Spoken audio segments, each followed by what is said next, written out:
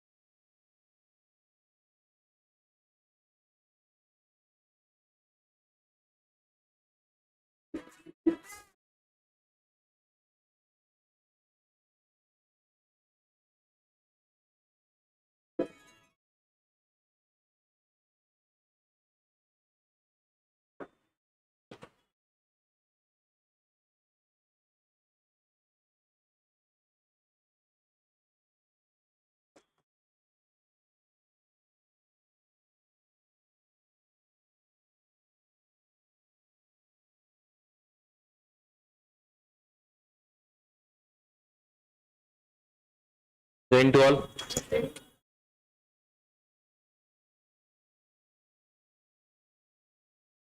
बघा, इकॉनॉमिक्सचे आजचे टार्गेट होते तुम्हाला पैसा आणि चलनवाढ, वित्तीय बाजार, जो बँकिंग सेक्शन आहे, भांडवली बाजार, तसेच आपलं मनी मार्केट अँड कॅपिटल मार्केट, आणि सोबतच आरबीआय म्हणजे मॉनिटरी पॉलिसी सुद्धा कव्हर केली आहे आजच्या लेक्चर मधून, आजच्या टेस्ट मधून. सायन्स मध्ये केमिकल बॉन्डिंग, सोलार सिस्टीम वर 1-2च क्वेश्चन आहे. करंट अफेअर्स मध्ये सप्टेंबर आणि मॅथ्स रिजनिंग मध्ये डिस्टन्स, टाइम आणि कॅलेंडर. ठीक आहे, सुरुवात करूया. क्वेश्चन नंबर फर्स्ट, पैसा. आता ऍक्च्युली पहिले म्हणजे हा जो आहे पैसा टॉपिक, तो तुमच्या सिलेबस मध्ये मेन्शन आहे, परंतु तो चलनवाढीच्या अनुषंगाने विचारला जातो. ऍक्च्युअली पैसा हा टॉपिक जो आहे हा राज्यसेवा मुख्य परीक्षाच्या प्रामुख्याने घटक आहे, बरोबर. तरी सुद्धा तुमच्या देसले सरांच्या पुस्तकामध्ये मला वाटते चॅप्टर 3 किंवा 4 हा संबंधित डिटेल थोडं सांगताय. तर या टॉपिक मध्ये फक्त पैशाची कार्य आणि मग तुमचं जे आहे M1, M2, M3 त्या अनुषंगाने लक्षात ठेवा. बाकी जास्त डिटेल मध्ये जायचं नाहीये. देसले सरांचं पुस्तक आपल्या क्लासच्या नोट्स बेस्ट आहे, एक्स्ट्रॅक्ट केलेला आहे सगळं त्याच्यामध्ये. पण जर तुम्ही देसले सरांचं पुस्तक वाचत असाल तर तो अनवॉन्टेड डेटा फार जास्त आहे त्या 3-4 चॅप्टर मध्ये ना, इतकं डेट मध्ये जायचं काम नाही, म्हणजे खरंच तो वापट पसारा आहे तो. ठीक आहे, त्यामुळे त्यातून करू नका. फक्त या टेस्ट मधून जर तुमचं मुद्रा होत असेल प्रॉपर तर तेवढं केलं तरी चालेल. ठीक आहे, आता पैशाच्या कार्यासंदर्भात खालील योग्य जोडी जुळवा. तर ऍक्च्युली ह्याच्यासाठी आपल्याला माहिती आहे प्रायमरी फंक्शन असतात, सेकंडरी फंक्शन असतात आणि मग ॲक्झिलरी फंक्शन असतात पैशाचे. मेजर ऑफ व्हॅल्यू, ठीक आहे, नंतर स्टँडर्ड ऑफ डिफर पेमेंट्स किंवा स्टोरेज ऑफ मनी, त्याच्यानंतर basis of payment, option bear, liquidity असू दे, आणि डिस्ट्रीब्युशन ऑफ टॅक्सेस किंवा इन्कम म्हणू शकतो आपण. तर हे जे आहे हे प्रायमरी फंक्शन, हे सेकंडरी आहे, आणि हे ॲक्झिलरी फंक्शन आहे किंवा त्याला आपण दुय्यम कार्य असं म्हणतो पैशाची. तर हे लक्षात घ्या, हे पाठ करून ठेवा. तुमचा टॉपिक आहे आणि त्याच्यामध्ये तेवढं तरी असलं पाहिजे माहिती. कारण की कसं होईल की कदाचित कंबाईनला क्वेश्चन हा एकदाच आलेला आहे आतापर्यंत सांगतो, अशा अँगलला पैशाच्या कार्यासंदर्भात मल्टी स्टेटमेंट आलेला होता. ओके, तर मग जर आला तर मग चुकायला नको, आणि तुम्ही तिथे एक्सक्यूज देऊ शकत नाही की नाही सर हा सिलेबसच्या बाहेरचा आहे. ठीक आहे, त्यामुळे एवढं बेसिक करा. ही बुवा पैशाची प्राथमिक कार्य कोणती आहे, ठीक आहे, मेजर ऑफ व्हॅल्यू, ठीक आहे, नंतर सेकंडरी कोणते आहे तर मग स्टोरेज, ठीक आहे, आणि टर्शरी कोणते आहे तर मग इत्यादी, ठीक आहे. तर तेवढं तुम्ही प्रॉपर करून ठेवा. आता तोच क्वेश्चन विचारला तुम्हाला, इथं प्राथमिक कार्य काय आहे, इंग्रजीमध्ये असतं तर आणखी सोपं गेलं असतं, ठीक आहे. तर उत्तर आहे 3-1-2. मूल्यमापन, मेजर ऑफ व्हॅल्यू. दुय्यम कार्य कोणतं आहे तर मूल्य संग्रह, that is storage of value money. आणि आकस्मिक कंटिजन्सी म्हटलं जाते किंवा ऍक्झिलरी म्हटलं जाते. तर या अनुषंगाने आकस्मिक कार्य कोणतं आहे तर मूल्याचं हस्तांतरण, डिस्ट्रीब्युशन. तर हे इथं उत्तर आहे आन्सर ऑप्शन 3-1-2. ओके. बस बाकी जास्त त्याच्या बाहेर करू नका. पैशाची कार्य आणि M1 M2 संदर्भात आपण खाली पुढे टेस्ट मध्ये कव्हर केलेले आहे क्वेश्चन, ठीक आहे. बाकी जास्त डेप्थ मध्ये करायचं काम नाही. नेक्स्ट बघा पुढचा क्वेश्चन, क्वेश्चन नंबर 2. मनी मार्केट म्हणजे यायला पाहिजे, म्हणजे बेसिक आपला बँकिंग हा टॉपिक सुरू होतो किंवा चलनवाढ हा टॉपिक सुरू होतो, तर आपल्याला लक्षात आलं पाहिजे की मनी मार्केट आणि कॅपिटल मार्केट याच्यामध्ये मुख्य भूमिका कोणाची आहे. तसं मनी मार्केटमध्ये RBI मुख्य भूमिका बजावते, कॅपिटल मध्ये सेबी है ना, एवढं तर माहिती आहे ना. ओके. तर मग आता इथे मनी मार्केट आणि कॅपिटल मध्ये मुख्य फरक कोणता आहे तर कालावधीचा फरक आहे. जेव्हा अल्प व्यवहार केले जातात अल्प मुदतीचे तेव्हा त्याला मनी मार्केट म्हटलं जातं, जसं बँकिंग सिस्टीम आहे. आणि जेव्हा लॉंग टर्म व्यवहार केले जातात त्याला कॅपिटल मार्केट म्हटलं जाते, जसं स्टॉक एक्सचेंज किंवा इतर गोष्टी, शेअर्स अँड बॉन्ड्स. मग विचारलं तुम्हाला मनी मार्केट म्हणजे काय, ठीक आहे. इथे शब्द शोधायचा कोणता. मनी मार्केट म्हटलं की अल्प मुदतीचे व्यवहार. मग इथे कुठे आहे, यस, अल्प मुदती कर्ज घेतली जातात किंवा दिली जातात, आयदर, ठीक आहे, टेक ऑर गिव्ह. मग ब इथे आहे आन्सर ऑप्शन 3, फक्त ब. मनी मार्केट ज्याचा कालावधी व्यवहाराचा कमी असतो, ज्याचा दीर्घ कालावधी व्यवहार चालतात ते युजली कॅपिटल मार्केटचा भाग असतात, ठीक आहे. अल्प मुदतीची निधी कर्ज घेतली जातात किंवा कर्ज दिली जातात. हे जे आहे क सेंटेन्स इथं लिहून शकता तुम्ही, कॅपिटल मार्केट. तर कोणी मारलं नसेल तिथं तसंही लिमिट होते की अशी जागा जिथे पैशाचा व्यवहार केला जातो. इतकं सोपं असतं काय, आपण बाराखडीने शिकवता ना, बरोबर. तर मग इथे हे शक्यच नाही कोणी जर तुम्ही केलं असेल तर. ओके. मनी मार्केट शब्दाचा अर्थ नाही घ्यायचा तुम्हाला डिक्शनरीतला. मनी मार्केट मग याच्या अनुषंगाने अल्प मुदतीची निधी कर्जे घेतल्या किंवा दिल्या जातात, ठीक आहे. Next question number 3. सांगा अयोग्य आहेत. प्रश्न बरोबर वाचा, इथं ट्रॅप होण्याची शक्यता आहे. टायटलवर गोल झाला पाहिजे. चलनी नोटा भारत सरकारकडून जारी केल्या जातात, बरोबर आहे का. चलनी नोटा ऍक्च्युली 1 रुपयाची नोट वित्त आयोग आणि कॉइन्स, बाकी वगळता सर्व RBI. मग कम्युलेटिव्ह विचारलाय तुम्हाला, एकंदरीत घ्यायचा आहे तुम्हाला, कलेक्टिव्ह विचारलाय क्वेश्चन. तर चलनी नोटा भारत सरकारकडून जारी केल्या जातात, नथिंग, ठीक आहे. तो चुकीचा उत्तर RBI असेल. दुसरा संकुचित पैसा किंवा M1, नॅरो मनी आणि ब्रॉड मनी आपल्याला माहित असलं पाहिजे. तर चलनाचा अंतर्भाव समावेश होतो, यस. लोकांच्या खिशातल्या पैसा हा कशामध्ये असतो, M1 मध्ये, आणि फिक्स डिपॉझिट कशात असतो, M3 मध्ये, है ना. त्या दरम्यानचा M2 मध्ये. मग M1 संकुचित पैसा म्हटलं जाते याला. तर त्या अनुषंगाने ब सेंटेन्स बरोबर आहे. अयोग्य म्हटलं होतं, आन्सर ऑप्शन 1. फक्त इंटरेस्ट घ्या या टॉपिक मध्ये चलनवाढ आणि मुद्रा याच्यामध्ये जोपर्यंत इंटरेस्ट घेणार नाही तोपर्यंत हा कॉन्सेप्ट समजणार नाही, ठीक आहे. किती पाठांतर केलं तरी वेळेवर जर M2 विचारला, M3 विचारला तर आपला चुकतो. अंटिल अँड अनलेस जोपर्यंत तुम्ही तो कॉन्सेप्ट क्लिअर करून घेणार नाही, ठीक आहे. तुम्हाला त्यासाठी लिक्विडिटी समजला पाहिजे, ठीक आहे. त्याचं उत्तर तिसऱ्याचं उत्तर फक्त, अयोग्य फक्त, ठीक आहे. नेक्स्ट पुढचा क्वेश्चन, क्वेश्चन नंबर 4. मनी मधला शेवटचा क्वेश्चन एकंदरीत. पैसा गुणक म्हणजे काय तर मनी मल्टीप्लायर. हे नवीन असेल कदाचित काही लोकांसाठी ही कॉन्सेप्ट. तसं आपण काल GDP डिफ्लेटर बघितला होता, तसंच हा एक रेशो आहे मनी मल्टीप्लायरचा.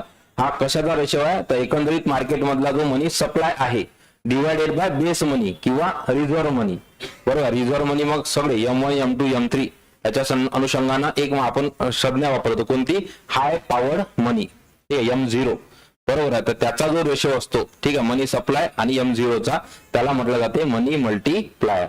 आणि हे कसं ठरतं, याच्यावरून ठरतं की मार्केटमध्ये सध्या किती पैसा आहे, ठीक आहे. हे कशावरून ठरतं, आपल्या मनी मल्टीप्लायर वरून. ओके. म्हणजे जसं उदाहरण द्यायचं झालं, मी वाटल्यास नवीन विद्यार्थ्यांना सांगतोय की एखादा व्यक्ती आहे A, त्याच्याकडे 1000 रुपयाची कॅश आहे, 1000 रुपयाची कॅश आहे, आणि 1000 रुपये तो मार्केटमध्ये गेला तर त्याच्याकडे कॅश आहे ना, तोच खर्चू शकेल, दुसरा खर्चू शकणार नाही. मात्र त्याने हे रक्कम, बरोबर, हे एका बँक मध्ये जमा केली 1000 रुपये, ओके, 1000 रुपये किंवा आपण समजू 500 रुपये त्याने बँकमध्ये जमा केले आणि 500 रुपये स्वतःच्या खर्चासाठी ठेवले, तर ही बँक काय करेल, हे 500 रुपये बी या व्यक्तीला खर्चासाठी देणार. म्हणजे काय झाला, मनी मल्टिप्लाय झाला. होते तेवढेच रुपये, परंतु आता 500 इथे आहे, त्याचे 500 बँकेत आहे आणि 500 ह्या व्यक्तीला सुद्धा दिले. बरोबर आहे, समजलं. म्हणजे ऍक्च्युअली व्यवहार किती होत आहे, आता मनी मल्टिप्लाय होत आहे. 1500 जे व्यवहार होत आहे, होती व्हॅल्यू एकच 1000, पण बँकेत गेल्यामुळं बँकेने मग तिथं काम केलं, त्याला कर्ज दिलं आणि त्याच्या अनुषंगाने मग पैसा वाढला. That is money multiplier. ठीक आहे, मनी मल्टिप्लायर हा कशाचा असतो, पैशाचा टोटल पुरवठा आणि जननक्षम पैसा म्हणजे तुमचा बेस मनी याच्यात काय असतं, रेशो असतो. Answer option 3. हे उदाहरण लक्षात ठेवा बँकेचं.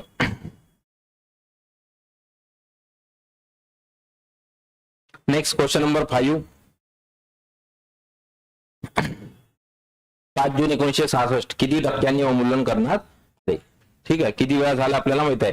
पहिल्यांदा 1948 49, दुसऱ्यांदा 1966 36.5, पहिल्यांदा 30.5, नंतर 1991 ला जवळपास 20.7 किंवा 20.5%, 3% केल्या गेलं. 3 वेळा अवलंबन झालं. याच्यामधलं विचारलं तुम्हाला 66चा किती टक्क्यानं झालेला आहे, किती आन्सर 36.5. ठीक आहे, 36.5%. इथे जर माहित नसतं तर मग क्लोज व्हॅल्यू घ्यायच्या, 33.5 36.5. ठीक आहे, या अनुषंगानं आन्सर ऑप्शन 4 येतं. नेक्स्ट पुढचा क्वेश्चन नंबर 6 विचारलाय तुम्हाला, हाय पॉवर मनी म्हणजे काय, म्हणजे दॅट इज M0. असंही जर क्वेश्चन उद्या जाऊन बदलून येऊ शकते तुम्हाला टायटल मध्ये. M0 म्हणजे काय, किंवा उच्च शक्ती पैसा म्हणजे काय, किंवा बेस मनी म्हणजे काय. तर उच्च शक्ती पैसा ही संज्ञा काय सांगतो, याचे मल्टिपल ऑप्शन आहे पुढच्या पेजवर. सरळ सरळ डी, की लोकांच्या हातातील पैसा आणि महत्वाचं काय, मध्यवर्ती बँकेकडील राखीव निधी तसेच बँकाकडील अतिरिक्त राखीव निधी, हा सर्वांचा एकत्रितपणे म्हणतो आपला उच्च शक्ती पैसा, हाय पॉवर्ड मनी. आणि हाच ठरवतो की अर्थव्यवस्थेत किती महागाई आहे किंवा चलनवाढ आहे किंवा चलन घट आहे. हा ठरवणारा कोण आहे, उच्च शक्ती पैसा, हाय पॉवर मनी. नेक्स्ट पुढचा क्वेश्चन, याचं उत्तर डी फक्त. Yes, question number 7. का बरं केले मी घेतला मुद्दाम, कारण की आता तुमची जे ग्रुप सी झाली त्याच्यामध्ये असा एक मल्टी स्टेटमेंटचा क्वेश्चन होता, वेगळाच होता काहीतरी तो, है ना. तर मग या अनुषंगाने IIP वर क्वेश्चन विचारला, इंडेक्स ऑफ इंडस्ट्रियल प्रोडक्शन. याच्या संदर्भात ग्राहक किंमत निर्देशांकाबद्दल काय खरं आहे, औद्योगिक कामगारासाठीचा ग्राहक किंमत निर्देशांक. ठीक आहे, दॅट इज CPI. मग त्याच्या अनुषंगानं औद्योगिक कामगार घेतला, IIP शी जोडलाय CPI ला. तर याच्या अनुषंगानं म्हटलं कोणतं खरं आहे. बघा आता हा क्वेश्चन जेव्हा आला, हा सर्वांसाठी अननोनच होता, पण इथं मग तुम्ही डायरेक्ट टायटल पाहून टेन्शन मध्ये नाही घ्यायचं, वाचायचा क्वेश्चन, डील करायचा आरामात. पहिला म्हणते हे भारतातील सर्व कामगारांना लागू होते, मग त्याचे कार्यक्षेत्र कोणतेही असो. तुम्ही सांगा, ग्राहक किंमत निर्देशांक हा प्रायव्हेट सेक्टरला युजली लागू होत नाही, म्हणून तर स्ट्राईक होतात वेगवेगळे, है ना, मोर्चा निघतात, संप होतात. कारण की जर सगळ्यांना जर पगार वाढ दिली असती CPI नुसार तर नसतं झाले स्ट्राईक, है ना. त्याच्यामुळे इथे हा एक्स्ट्रीम शब्द आहे सर्व, आणि त्याच्यातला दुसरा एक्स्ट्रीम शब्द की कार्यक्षेत्र कोणतेही असो, म्हणजे हे जनरल सेंटेन्स आहे, हे इकॉनॉमिक्स समजलं काय त्याच्यावर आधारित आहे. दुसरं, केवळ किमान वेतन निश्चित करण्यासाठी वापरला जाते, हा शब्द तुमचा एक्स्ट्रीम आहे. सिलॉलिझमचा वापर इथं, कम्प्रेन्शनचा वापर केला पाहिजे, केवळ नाही बऱ्याच गोष्टीसाठी असेल. ठीक आहे. नेक्स्ट पुढे, हे वस्तू आणि सेवाच्या एका निश्चित बास्केटवर आधारित आहे, इथपर्यंत बरोबर आहे, जे कधीही बदलत नाही. बरोबर आहे का, शक्य आहे का, नाही. महागाईनुसार चलन घट वाढ किंवा चलन घट नुसार ते बदलणार आहे बास्केट, त्याच्यामुळे हे सुद्धा चुकीचं आहे. ओके, विचारलं काय खरे आहे तुम्हाला, औद्योगिक कामगारांना वाजवी वेतन हा शब्द महत्वाचा आहे, त्याचे जीवनमान चांगले राखण्याचे हे मदत करते. म्हणजे ड सेंटेन्स माझं काय पॉझिटिव्ह सांगतोय तुम्हाला, वरचे तिन्ही सेंटेन्स निगेटिव्ह आहे. आन्सर ऑप्शन तिसरं ड फक्त. ठीक आहे, याच्यात एक्सक्यूज देऊ नका की हा सर सिलेबसच्या बाहेर आहे, हा नवीन आहे काहीतरी, नाही, बिलकुल नाही. याच्यामध्ये जो 100% मेन्सला जाणार आहे त्याचा हा 100% क्वेश्चन बरोबर असणार आहे. ही हा क्वेश्चन डिसाईड करतो तुमचा मेरिट, है ना. याच्या अगोदर जे पाठांतर तर करूनच घेतो आपण, परंतु मग तिथं वेळेवर लॉजिक वापरता आलं पाहिजे, तिथं वेळेवर पेपर समजला पाहिजे. बरोबर आहे ना. याचं उत्तर काय 7/3. नेक्स्ट पुढचा क्वेश्चन नंबर 8. यस, सोपा होता. घाऊक किंमत निर्देशांक. ठीक आहे, त्याच्या संदर्भात वाढ हा निर्देशांक समजला जातो. घाऊक किमतीच्या निर्देशाची वाढ हा निर्देशांक काय सांगतो तुम्हाला, तर CPI किंवा आपला WPI हा कशा संदर्भात आहे, काय मोजतो तो, महागाई. त्याच्यामुळे आन्सर ऑप्शन 2.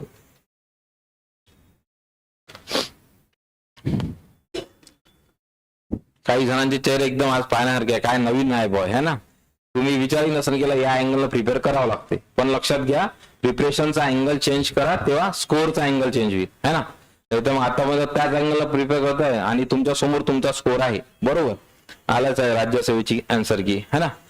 बघू क्वेश्चन नंबर 9, खर्च प्रेरित भाववाढ.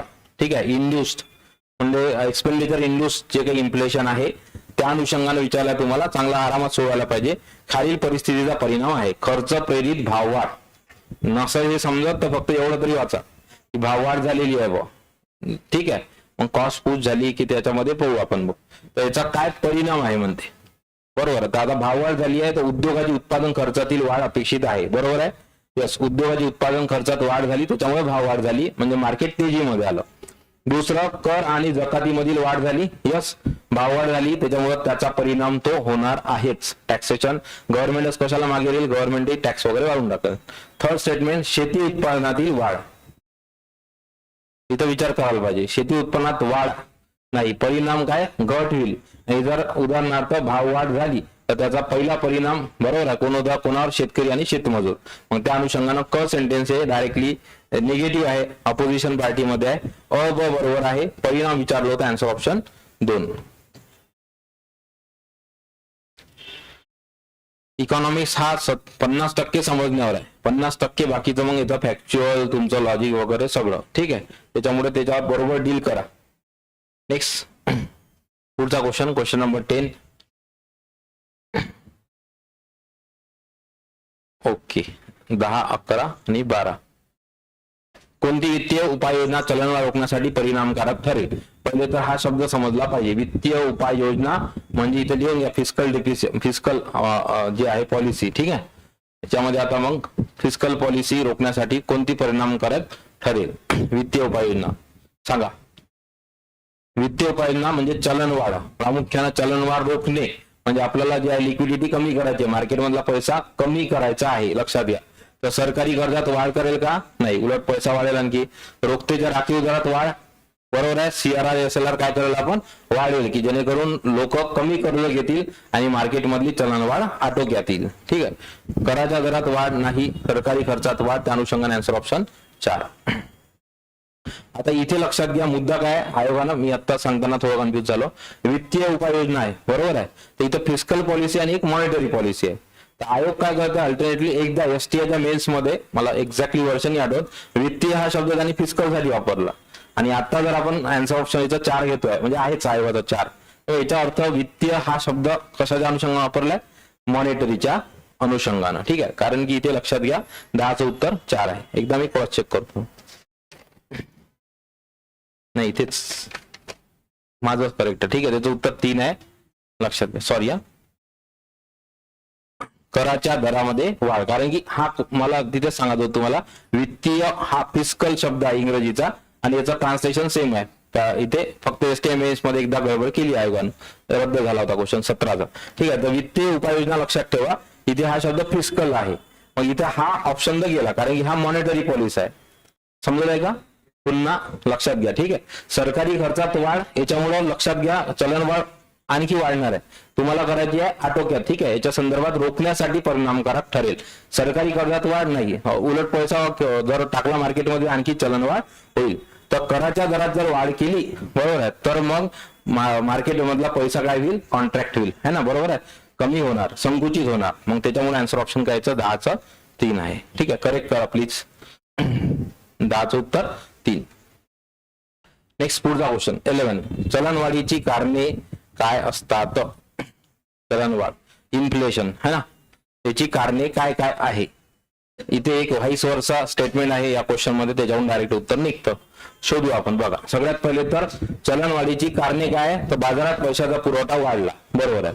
लोकांच्या म्हणजे आपण बरेचदा तेजी आहे मार्केटमध्ये, त्याचा अर्थ काय, शेत हंगाम चांगला झालेला आहे, व्यापाराकडे पैसे आहे. प्रामुख्यानं सगळ्यात खालचा घटक कोणता आहे, शेतकरी, बरोबर आहे. यावेळी दिवाळी माहिती आहे सर्वांना, तर बाजारात पैशाचा पुरवठा वाढले. ठीक आहे, त्याच्यामुळे मुख्य कारण आहे. दुसरं, उत्पन्नात घट, बरोबर आहे का, बघू आपण. ठीक आहे, रोजगारामध्ये घट नाही, लक्षात घ्या रोजगारात घट जर झाली तर मार्केटमध्ये तेजी येणार नाही, कारण की मार्केटमध्ये गुंतवणूकच होणार नाही.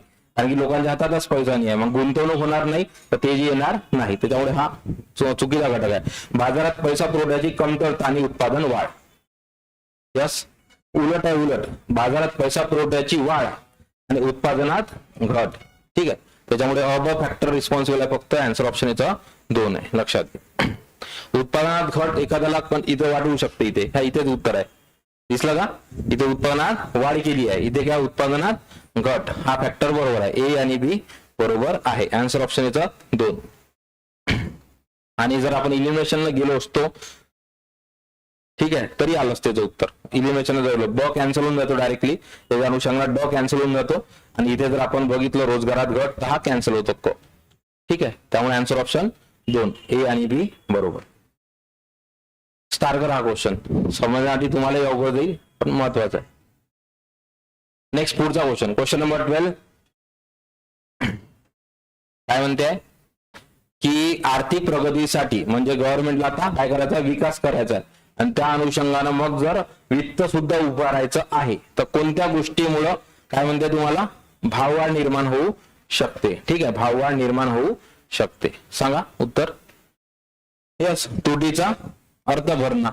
बरोबर. मग गव्हर्नमेंटकडे वेगवेगळे ऑप्शन आहे.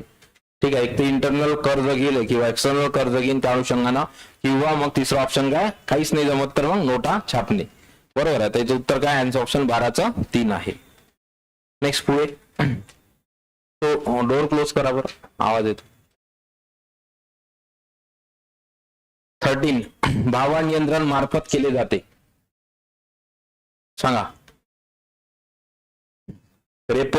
बरोबर आहे, भाववाढ. आता इथे लक्षात घ्या, इथं फिस्कल किंवा मॉनिटरी असं काही टायटल मध्ये नाही दिलं. तुम्हाला विचारलाय सरळ सरळ इन्फ्लेशन कंट्रोल कशामुळे केलं जाते, त्याच्यामुळे मग तुम्ही दोन्ही कन्सिडर करा. ठीक आहे, repo monetary, reverse repo again monetary, आणि रोख राखीव गुणोत्तर सुद्धा मॉनिटरी. ठीक आहे, मग इथे आहे आंतरराष्ट्रीय नाणेनिधीचे कर्ज. याचा संबंध भाववाढ नियंत्रणामध्ये कधी येत नाही. बरोबर आहे. तुटीची अर्थ भरणा त्याच्यामध्ये गव्हर्नमेंटकडे ऑप्शन असते. बरोबर आहे, पण इथे जे आहे डायरेक्टली इंटरप्रिट करत नाही तिथे, त्याच्यामुळे बिलकुल हा एक्स्ट्रीम आहे, लक्षात घ्या. याचा answer option 4, A B C. उलट रेपो, सीआरआर रेपो, उलट रिव्हर्स रेपो इत्यादी. 14, महागाई नियंत्रण आणण्यासाठी कोणत्या साधनाचा वापर केला जातो. सांगा. आता अगेन इथं इन्फ्लेशन कंट्रोल साठी इन्स्ट्रुमेंट विचारले आहे.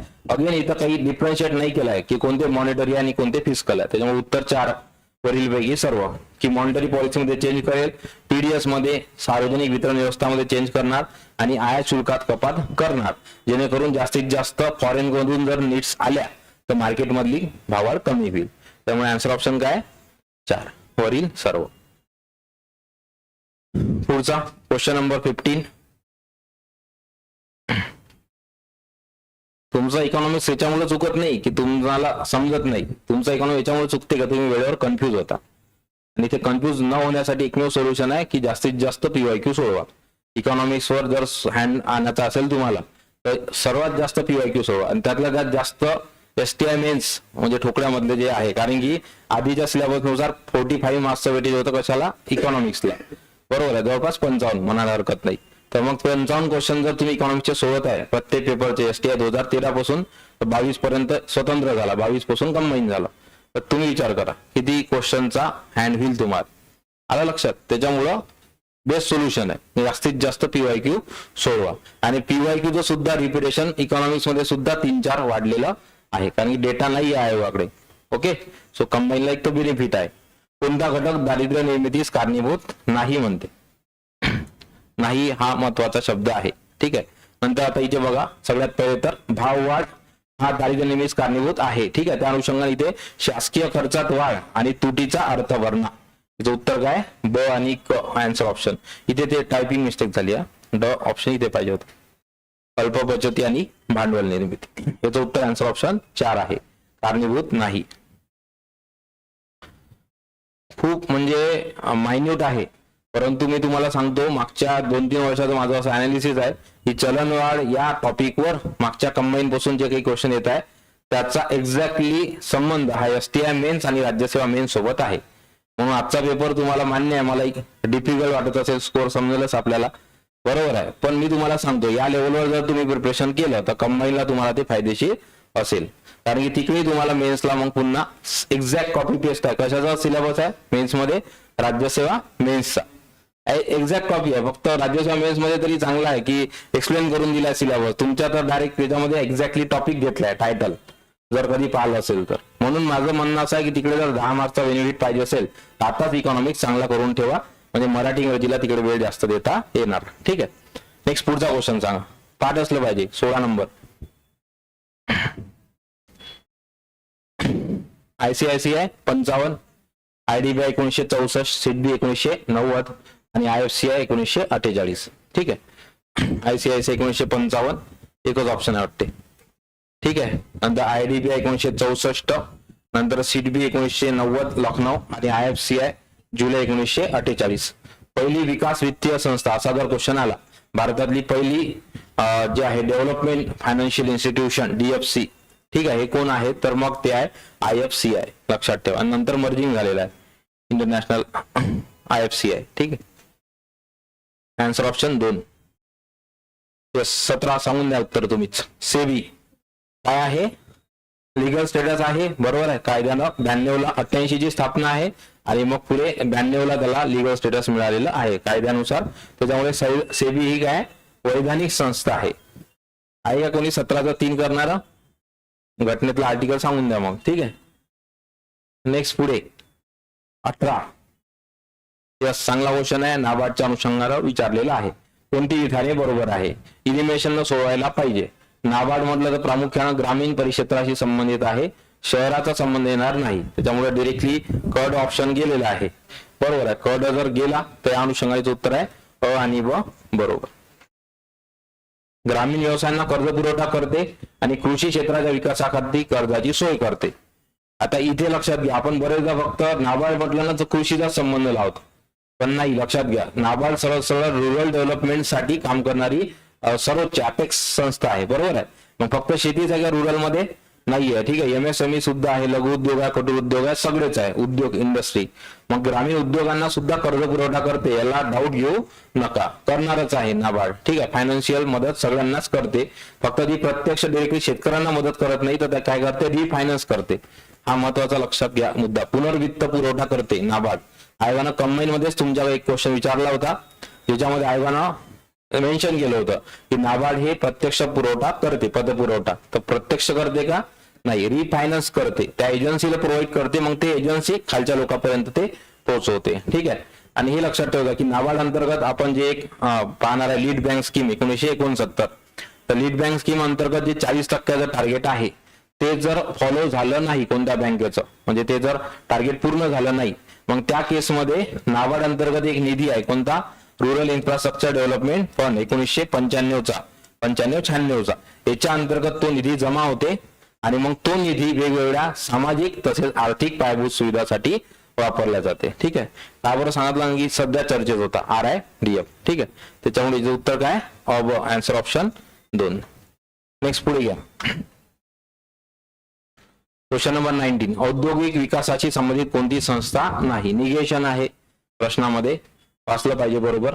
महाराष्ट्र राज्य वित्तीय महामंडळ आणि सिकॉम. ठीक आहे. सिकॉम तुम्हाला होमवर्क आहे. सिकॉमचा लॉंग फॉर्म, हेडक्वार्टर आणि इस्टॅब्लिशमेंट इयर बघून घ्या. दोन्ही आहेत त्या औद्योगिक विकासाशी संदर्भात. Answer option 3. नेक्स्ट 20. 19चं उत्तर आन्सर ऑप्शन 3 आहे. महाराष्ट्र राज्य वित्तीय महामंडळ पुढे तुम्हाला क्वेश्चन आहे याच पेपरमध्ये 1962. नरसिंहन समिती 1991 याचे हेतू विचारलेले होते. ठीक आहे. आता नरसिंहन समिती दोनदा आलेली आपल्याला माहित असलं पाहिजे. पहिल्यांदा वित्तीय सुधारणासाठी 91ची, नंतर मग 98ची बँकिंग सेक्टर रिफॉर्मसाठी. ठीक आहे. त्याचा अहवाल केव्हा दिला आयोगाने त्याच्यावर क्वेश्चन चुकवलेला आहे, एप्रिल 1998चा. आता इथे बघा तुम्हाला विचारलं 91ची समिती, बरोबर. मग वित्तीय सुधारणा आहे, मग टायटल मध्ये काय ब्रॉड आहे वित्तीय, मग तुम्ही जास्तीत जास्त घेऊन जायला पाहिजे. ठीक आहे. परिचालन लवचिकतेचे प्रमाण निश्चित करणे. ठीक आहे. दुसरं, निर्णय प्रक्रियेमध्ये अंतर्गत स्वायत्तता निश्चित करणे, इंटरनल ऑटोनॉमी द्यायची आहे की जेणेकरून बँकेचा व्यवसाय वाढला पाहिजे, त्याच्यावरचे निर्बंध कमी झाले पाहिजे. कारण 91ला काय आलं होतं? काय आलं होतं? LPG. मग त्याचा इम्पॅक्ट लक्षात घ्या. बँकेतील व्यावसायिकतेस मोठ्या प्रमाणात निश्चित करणे, व्यावसायिकता मोठ्या प्रमाणात निश्चित करणे आणि वरीलपैकी सर्व. ड ऑप्शन. Answer option 4. हा पॅटर्न लक्षात ठेवा. युजली या पॅटर्नचं उत्तर नेहमी डच असतं, म्हणजे असं झालेलंच आहे 5-6 क्वेश्चन मध्ये. फक्त आत्ताच रिसेंटली 2 वर्षात आयवाना नाही ऐकलं होतं, वरीलपैकी डन होतं दिलं आयवानं उत्तर, कंबाईन मध्येच केलंय तसं. ठीक आहे, हिचं उत्तर काय, आन्सर ऑप्शन 4. नेक्स्ट पुढचा 21. यस, काय आता M3 दिलेला आहे तुमचा, म्हणजे काय, ब्रॉड बद्दल विचारलाय. ब्रॉड मनी, नॅरो मनी आणि ब्रॉड मनी. आता ब्रॉड मनी मध्ये जवळपास सगळं घेऊन जायचं, ते diagram आठवायची. M1, M0, M1, M2 आणि M3 सगळ्यात मोठा वेन डायग्राम मधला गोल. मग त्याच्यामध्ये सगळे घेऊन जातात. मग सगळे मध्ये फक्त पोस्ट पेमेंट बँका घेऊ नका, कारण की पोस्ट पेमेंट बँक हा नंतर म्हणजे रेड्डी कार्यगट जो आला त्याच्यानं त्यांनी काय सुचवलं, पहिले घोष होता, त्याच्यानंतर रेड्डी कार्यगट आला, त्याने सांगितलं L1, L2 आणि L3. तर त्या L1, L2 आणि L3 लिक्विडिटीचे नाव आहे ते, त्याच्यामध्ये त्यांनी पोस्ट पेमेंट बँकेचं सांगितलं होतं. आणि M1 त्यांनी स्ट्रिक्टली हे एक्सक्लुझिव्ह बँकिंग सेक्टरसाठी ठेवलं होतं, कोणत्या, व्यापारी बँकेसाठी. त्याच्यामुळे M1 मध्ये बिलकुल पोस्ट शब्द आला तर येणार नाही. मग पोस्ट ऑफिस बचत बँक ठेवी नाही, पोस्ट ऑफिसच्या एकूण ठेवी नाही, कारण की ते L1, L2, L3 जातं. विचारलं काय तुम्हाला, M3 मग बँकाकडील टर्म डिपॉझिट्स, बरोबर आहे. तसेच मग बँकाकडील डिमांड डिपॉझिट्स, म्हणजे क आणि ड, आन्सर ऑप्शन 2. स्टार करा, हा क्वेश्चन महत्वाचा आहे. आणि या अनुषंगाने तुम्हाला होमवर्क आहे आज, की गेल्यानंतर ते वेन डायग्राम बघून घ्या M1, M2, M3 ची.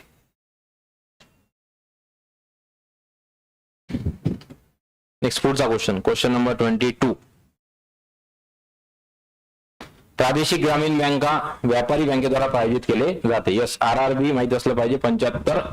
ओके, आणि त्या अनुषंगाने कायदा 1976चा RRB. ठीक आहे, पहिल्यांदा माहिती आहे आपल्याला, गोरखपूर वगैरे UP मध्ये 2 झालेल्या होत्या, ते राजस्थान नंतर वेस्ट बेंगॉल. ओके, प्रादेशिक ग्रामीण बँका व्यापारी बँकेद्वारा प्रायोजित केले जातात. यस, स्पॉन्सर केल्या जातात. नाबार्डने स्वर्ण जयंती ग्राम स्वरोजगार योजनेच्या अंमलबजावणीबाबत सूचना प्रादेशिक ग्रामीण बँकांना जारी केल्या आहेत. त्याच्यात काही दिसतं का तुम्हाला चुकीचं, केल्या असेल सूचना. करणारी सुद्धा बॉडी कोणती आहे, अपेक्सच आहे. कोण आहे, नाबार्ड करते आहे. जर असं रिव्हर्स असतं की RRB सूचना केल्या नाबार्डला, तर क्वेश्चन चुकीचा असता स्टेटमेंट. मग काय म्हणते तुम्हाला, नाबार्डनं केलेलं आहे या स्कीम बाबत. यस, काय जनरल सेंटेन्स आहे, सूचना केलेल्या असतील. ब मध्ये प्रादेशिक ग्रामीण बँका किसान क्रेडिट कार्ड योजना राबवित नाहीत. हा लूपहोल पकडला पाहिजे, की तुम्ही सांगा, किसान क्रेडिट कार्ड हे अल्प मुदतीचं कर्ज देण्यासाठी 98ला त्याचा एकदम फ्लॅगशिप स्कीम होती. नंतर त्याच्यात दीर्घ घटक 2006ला ऍड झाला. मग अल्प मुदतीच्या कर्जाच्या अनुषंगानं RRB काम करणार नाही तर कोण काम करणार. आणि नावातच काय, प्रादेशिक ग्रामीण बँका. आणि मुख्य स्थापनाच कशासाठी झाली, की रुरल एरियाला फंडिंग करण्यासाठी. मग त्याच्यामध्ये किसान क्रेडिट कार्ड घटक आवश्यक असणार आहे. मग बी 100% चुकीचं आहे, बरोबर आहे. आन्सर ऑप्शन 3, अ आणि क योग्य आहेत, योग्य टायटलवर. नेक्स्ट सांगा, FRBM कायदा. यस, 5 जुलै 2004. ठीक आहे, FRBM fiscal responsibility budget management कायदा केव्हापासून लागू करण्यात आला. ठीक आहे, ही आवश्यक तारीख महत्वाची असली, पाठ पाहिजे. ठीक आहे, 2-3 तारीख तुम्हाला पाठ पाहिजे. FRBM कायदा, MRTP कायदा, कॉम्पिटिशन ऍक्ट 3, नंतर आपला नॅशनल फूड सिक्युरिटी ऍक्ट 4, आणि नंतर मनरेगा 5. बस हे कायदे पाठ पाहिजे तुमच्या. मनरेगा, MRTP, नंतर कॉम्पिटिशन ऍक्ट, ठीक आहे, नंतर FRBM. ओके, आणि एक सांगितलं मी, national food security act September 13ला अधिसूचित झाला. ठीक आहे, पूर्वलक्षी प्रभावानं लागू केला सेम डेला 5 जुलै. ठीक आहे, नंतर आणखी तारीख महत्वाची आहे. ओके ओके, बाकी स्कीमच्या मी 1 दिवस लेक्चर मध्ये सांगेल तुम्हाला शेवटी. FRBM कायदा लक्षात ठेवा, आन्सर ऑप्शन 4. यस, सेजचा कायदा तारीख पाठ पाहिजे. ठीक आहे, लागू घोषित केला 2000ला, 2005चा आणि 2006ला लागू झाला. SEZ, special economic zone. 23चं उत्तर काय, 4. Next question number 24. तुम्हाला सगळं 4-5 वर्षाचा अनुभव मिळत आहे, तर तुम्ही फायदा करून घ्यायला पाहिजे. नक्की यावेळेस कंबाईन मध्ये तुमचा रिझल्ट असेल. ठीक आहे, रिझर्व्ह बँकेच्या पत नियंत्रण उपायाच्या संदर्भात कोणते विधान खरे आहे. सोपा होता क्वेश्चन आणि वेळ वाचला असता. विचारलाय तुम्हाला पत नियंत्रण आणि मग सरळ खाली त्याने दिले आहे कोणती बरोबर आहे संज्ञा. आपल्याला माहित असलं पाहिजे, रेपो रेट म्हणजे असा दर की रिझर्व्ह बँक व्यापारी बँकांना कर्ज देते. पहिलं रिव्हर्स रेपो, त्याच्या रिव्हर्स आहे, उलट आहे. यस, चांगला क्वेश्चन आहे, सांगा. भारतीय बँकांना प्रत्येक वर्षी किती टक्के आहे? 40% प्रायोरिटी सेक्टर लेंडिंग, PSL म्हणतो आपण त्याला, जी राबवते 1969 ची नरीमन गटानं आणि धनंजय गाडगीळ गटानं सांगितलेली अग्रणी बँक स्कीम है ना. त्याला म्हटलं जाते क्षेत्रीय दृष्टिकोन, सेक्टरल अप्रोच. सेक्टरल अप्रोच साठी जर म्हटलं तर धनंजयराव गाडगीळ आणि बँकर्स समितीचे अध्यक्ष म्हटलं तर नरीमन.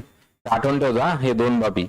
बँकर समिती म्हटलं तर नरीमन आहे आणि जर सेक्टरल क्षेत्रीय अप्रोच म्हटलं तर धनंजयराव गाडगीळ. आणि मग या दोघांना सांगून मग लीड बँक स्कीम इंट्रोड्यूस केली 1969 ला. त्याच्या अंतर्गत सांगितलं की कृषी क्षेत्राला, कृषी म्हटल्यापेक्षा अग्रक्रम क्षेत्राला किती टक्के आहे? 40%. तुम्हाला होमवर्क आहे, हे रिसेंटली आता चेंजेस झालेले आहे की हे जे 40%चं बायफर्गेशन आहे, पहिले जे होतं ना आधी 18% कृषी, त्यातला 8% मायक्रो, 10% लघु उद्योग वगैरे आणि अनुसूचित जाती जमाती 10%. तर सध्या हे 40%चं बायफर्गेशन बघून घ्या. आता विचारू शकते, होमवर्क आहे तुम्हाला की प्रायोरिटी सेक्टर लेंडिंग याच्या अंतर्गत जे 40% दिले जाते त्याच्यातलं कोणाला किती टक्के जाते, समजलं ना. होमवर्क ते बघून घ्या. भारतीय बँकांनी केवळ 32% कर्ज पुरवठा करण्याचे लक्ष्य पूर्ण केले पाहिजे. मुद्दाम रिड्यूस केलेला आहे कारण की ऑलरेडी बँकेच्या नावेत काय शब्द परकीय बँका, मग त्यांना असं काही मॅन्डेटरी नसावं, नाही तर त्या येणारच नाही भारतात, म्हणून मग 32% बरोबर आहे. तिसरं, सर्व भारतीय बँकांना अग्रक्रम क्षेत्राला कर्ज देण्याचे लक्ष्य अनिवार्य नाही. त्यात शब्द कोणता आहे? इथे जर परकीय बँका असतात तर बरोबर असतं कारण की 20 पेक्षा कमी शाखा असणाऱ्यांना ते बंधनकारक नाहीये. परकीय बँका ज्यांच्या शाखा 20 पेक्षा जास्त आहेत त्यांना तो बंधनकारक आहे. पण इथे शब्द कोणता आहे? भारतीय बँका. उद्देशावरच घाला झाला डायरेक्टली. उद्देशच काय लीड बँक स्कीमचा? भारतीय बँकेनं कर्ज पुरवठा केलाच पाहिजे, बरोबर, कंपल्शन असते त्यांना.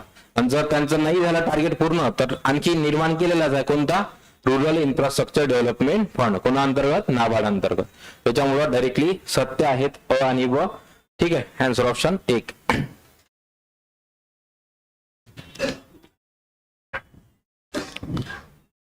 नेक्स्ट पुढे 26. यस, प्रमुख बँकाचे राष्ट्रीयकरण केव्हाचं? 1969. RRB ची स्थापना केव्हाचा कायदा? 1976चा. हे स्टार करायला महत्वाचं आहे. 75 ची स्थापना, 76चा कायदा. मग एखाद्या ऑर्डिनन्स स्थापना ऑलरेडी पहिले अध्यादेशाने झाली होती, ऑर्डिनन्सनं.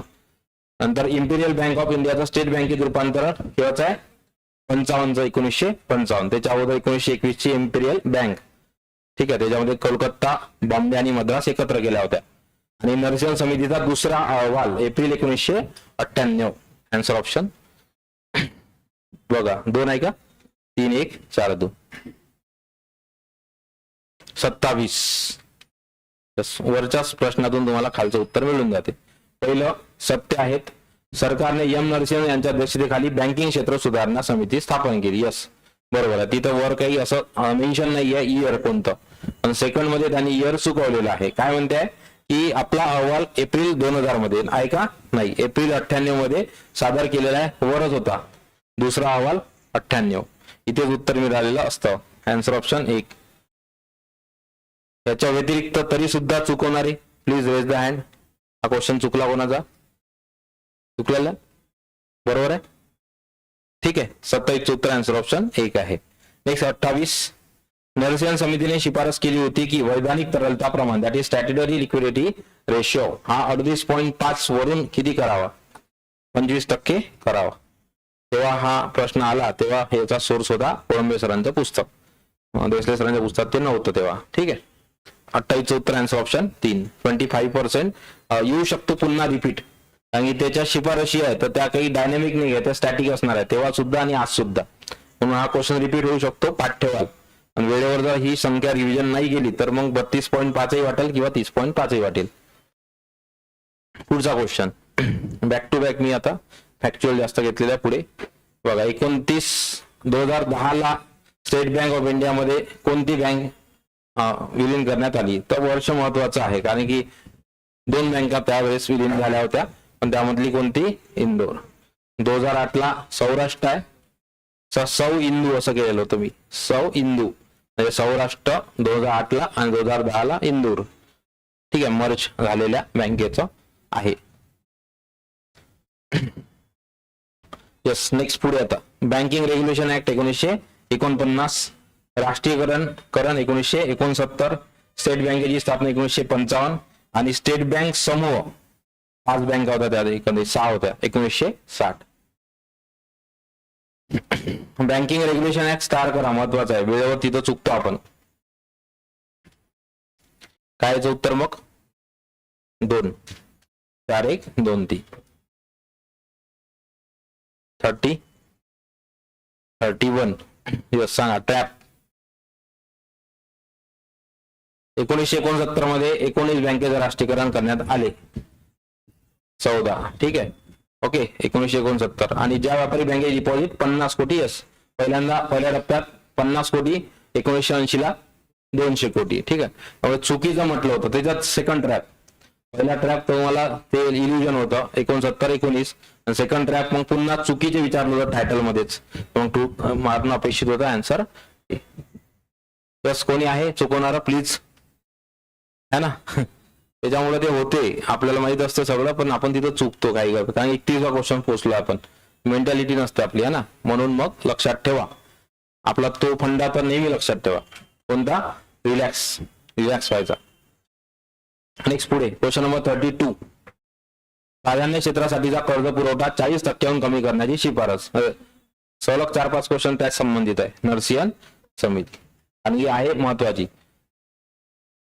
म्हणजे बँकिंग संदर्भात समिती विचारलं तर नरसिंह आयोग आवडचा आहे, आणि टॅक्स संदर्भात विचारलं तर मग विजय केळकर किंवा राजा चेलैया. 33. बँकाच्या राष्ट्रीयकरणाच्या संदर्भात उद्दिष्टाच्या कोणती वाक्य बरोबर आहे? चांगला क्वेश्चन होता की जेव्हा बँकेचं राष्ट्रीयकरण करण्यात आलं 1969 ला मोरारजी देसाई आणि इंदिरा गांधी, तर तेव्हा काय उद्दिष्ट होते समोर? सगळ्यात पहिलं अल्पांच्या मक्तेदारीचे निर्मूलन. यस 69च्या अगोदर फार विचित्र परिस्थिती होती. सामान्य लोकांना बँकेत पाय ठेवता येत नव्हता. राजे महाराजे, व्यापारी, मोठमोठे लोक, व्यापारी समुदाय, त्यांनाच फक्त बँकेमध्ये अकाउंट होतं, त्यांनाच ते व्यवहार करता येत होते. राष्ट्रीयकरण करणं म्हणजे काय? त्याला सामान्य माणसाचा त्याला ऍक्सेस देणं. मग ही बाब लक्षात आली तत्कालीन इंदिरा गांधींच्या, आणि तत्कालीन जे जनता पार्टी सरकार होतं मोरारजी देसाई यांचा या गोष्टीला विरोध होता. प्रधानमंत्री श्री जर बघितलं असेल तर माहिती आहे. तर अल्पाच्या मक्तेदारीचं निर्मूलन हा फार मोठा तेव्हाचा निर्णय होता, ड्रास्टिक, बरोबर आहे. दुसरा, शेती, लघुउद्योग आणि निर्यातीसाठी पुरेशा कर्जाचा पुरवठा. हे जेव्हा गोष्टी नॅशनलाइज होतील तेव्हा राष्ट्राचे कायदे त्याला लागू होतील, आणि राष्ट्र हा लोकशाही आहे, त्यामुळे सामान्य जनतेचं हित हे प्राधान्यानं तिथे पाहिल्या जाईल. आणि मग सामान्य जनतेसाठी ह्या 3 गोष्टी महत्वाच्या ना, शेती, लघुउद्योग आणि निर्यात. दुसरं, खाजगी उद्योग गुंतवणुकीला नाउमेद करणे. असं आहे का काही? ठीक आहे, म्हणजे हे फारच जास्त निगेटिव्ह झालं. ओके, खाजगी म्हणजे मान्य आहे की तुम्हाला पब्लिक सेक्टरला प्रमोट करायचं आहे, पण ऍट द सेम टाइम तुम्ही त्याला संकुचित करणार नाही. कशाला? खाजगी क्षेत्राला. त्याला तुम्ही राहू द्याल वाटल्यास, त्याला हात लावणार नाही. त्याच्यामुळे डिरेक्टली ना उमेद करणे हे निगेटिव्ह सेन्सनं झालेलं आहे. उत्तर आहे याचं 1 आणि 2. 33चा आन्सर ऑप्शन 1 and 2. नेक्स्ट 34. सांगा कोणते किसान पथ कार्ड योजनेचा हेतू काय आहे? आता सांगितलं मी. ठीक आहे, इथे अल्प मुदतीचे कर्ज. आता जर हा क्वेश्चन आला, अल्प आणि दीर्घ दोन्ही घटक आहे. ओके, 2006 नंतर आता जे आहे दीर्घ घटक सुद्धा ऍड झालेला आहे. पहिले फक्त क्रॉप लोन साठी दिला जात होतं, आता दोन्हीसाठी दिला जाते. ठीक आहे, शेती सुधारणा असो किंवा क्रॉप लोन. तर याचं उत्तर तत्कालीन, आणि हे इयर पाठ ठेवलं 1998. आन्सर ऑप्शन याचं 2 आहे. नेक्स्ट, कोणते व्यापारी बँकेचे कार्य नाही? बऱ्याच जणांना इथं डाऊट आला असेल. आयोग चुकवते तिथे, हा लक्षात ठेवा. केंद्रीय बँक, रिझर्व्ह बँक आणि व्यापारी बँक म्हणजे इतर बँका.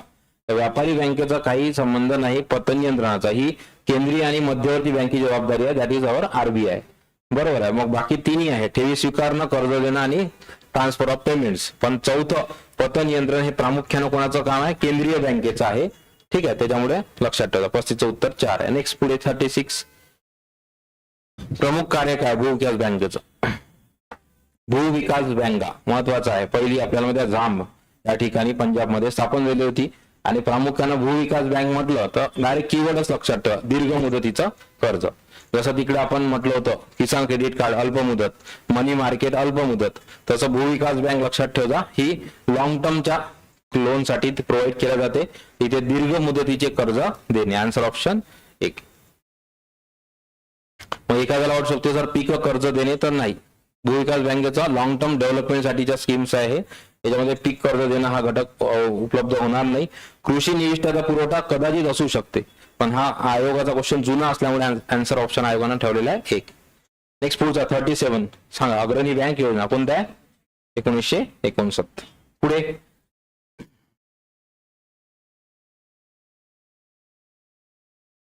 मौद्रिक धोरणाची निर्मिती ही मौद्रिक लक्ष निर्धारित असावी अशी शिफारस कोणत्या समितीने केली? लक्षात ठेवा, ही महत्वाची समिती आहे, चक्रवर्ती समितीचं उत्तर आहे. स्टार करा हा क्वेश्चन.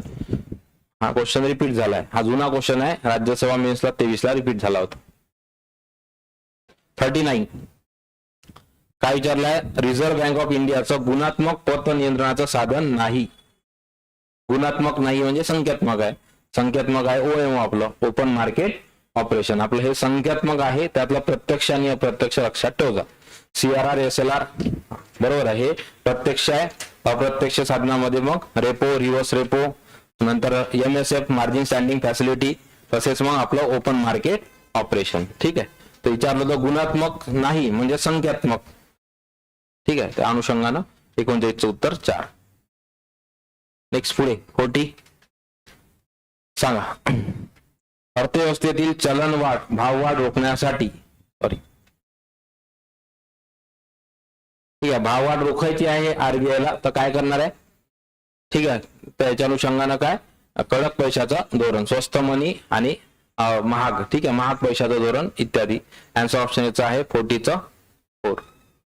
41 यस, पुन्हा बॅक टू बॅक, पैशाचा पुरवठा कमी करण्याची इच्छा असेल तर काय करायला पाहिजे?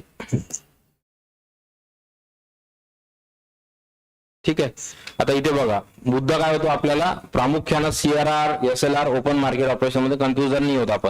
आपल्याला कन्फ्युज होतं रेपो आणि रिव्हर्स रेपो मध्ये, आणि ते फार चांगल्या पद्धतीने 2 तासाच्या लेक्चर मध्ये मागच्या मेंटरशिपला शिकवलंय. तर त्या अनुषंगाने लक्षात घ्या, पैशाचा पुरवठा कमी करायची इच्छा असेल तर खुल्या बाजारातून रोख्याची खरेदी चुकीचं आहे. खरेदीने उलट आणखी पैसा आपण ओतणार आहे. बरोबर आहे, बँक दर कमी केला तर आणखी कर्ज स्वस्त होतील, लोक जास्त कर्ज घेतील, गुंतवणूक होईल आणि मग आणखी तेजी वाढेल. नंतर रेपो दर कमी, अगेन तोच तिथे लॉजिक लागू होतो. ठीक आहे, आन्सर ऑप्शन 3. रोख राखीव प्रमाण वाढवावं लागेल की जेणेकरून कर्ज हे संकुचित झालं पाहिजे. आन्सर ऑप्शन 3 आहे. आणि इथे होमवर्क आहे तुम्हाला की मॉनिटरी पॉलिसी मधला जो आहे ना रेपो आणि रिव्हर्स रेपो, रेपो आणि रिव्हर्स रेपो हा चलनवाढ आणि चलन घट मध्ये काय होते पुन्हा एकदा जाऊन वाचा. आज वेळेवर प्रश्न आला आणि थेरी स्टेटमेंट फॉर्म मध्ये तुम्ही चुकवता. मग रेपो आणि रिव्हर्स रेपो हे चलनवाढ आणि चलन घट मध्ये काय करावं लागते? 42 बरोबर आहेत सांगा. भाववाढीच्या काळात महाग चलन निधीचा वापर करते. यस, ठीक आहे. डिअर मनी पॉलिसी, चीप मनी पॉलिसी. भाववाढीच्या काळामध्ये चीप मनी पॉलिसी राबवते. दोन्ही व्हाईस वर्सा नाही आहे. बरोबर आहे. तिसरा सेंटेन्स आता की 1951 मध्ये बँक दर 3% इतका करून स्वस्त चलन धोरण सुरू केले रिझर्व्ह बँक ऑफ इंडियानं. आता इथे लक्षात घ्या मुद्दा काय होता, इथे बरोबर विचारलाय. वरील सर्व ऑप्शन आहे, अबव सुद्धा आहे.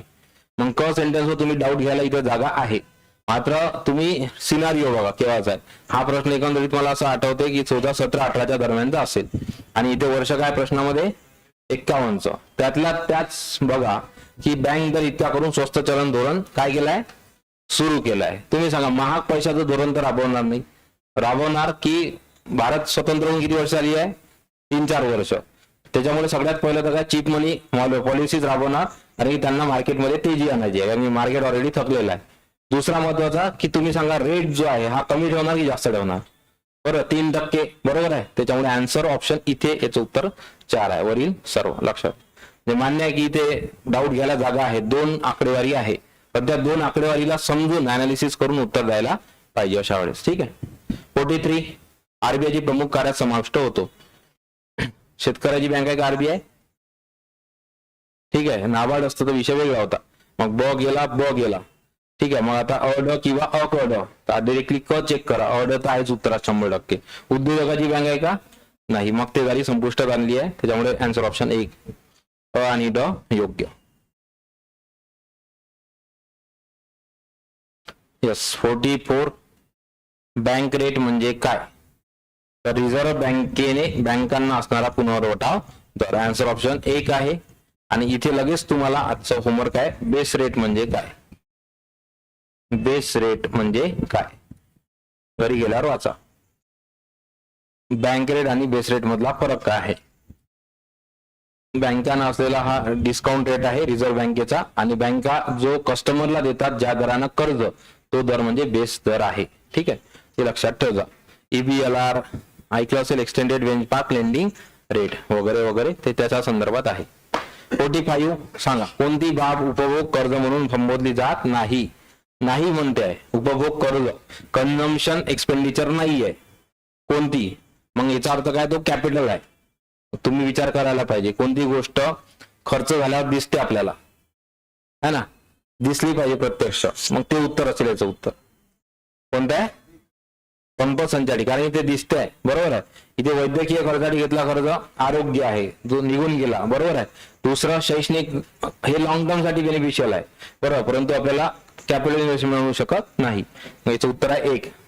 हा तर बिलकुल नाही. आन्सर ऑप्शन 55 चं उत्तर 1 आहे.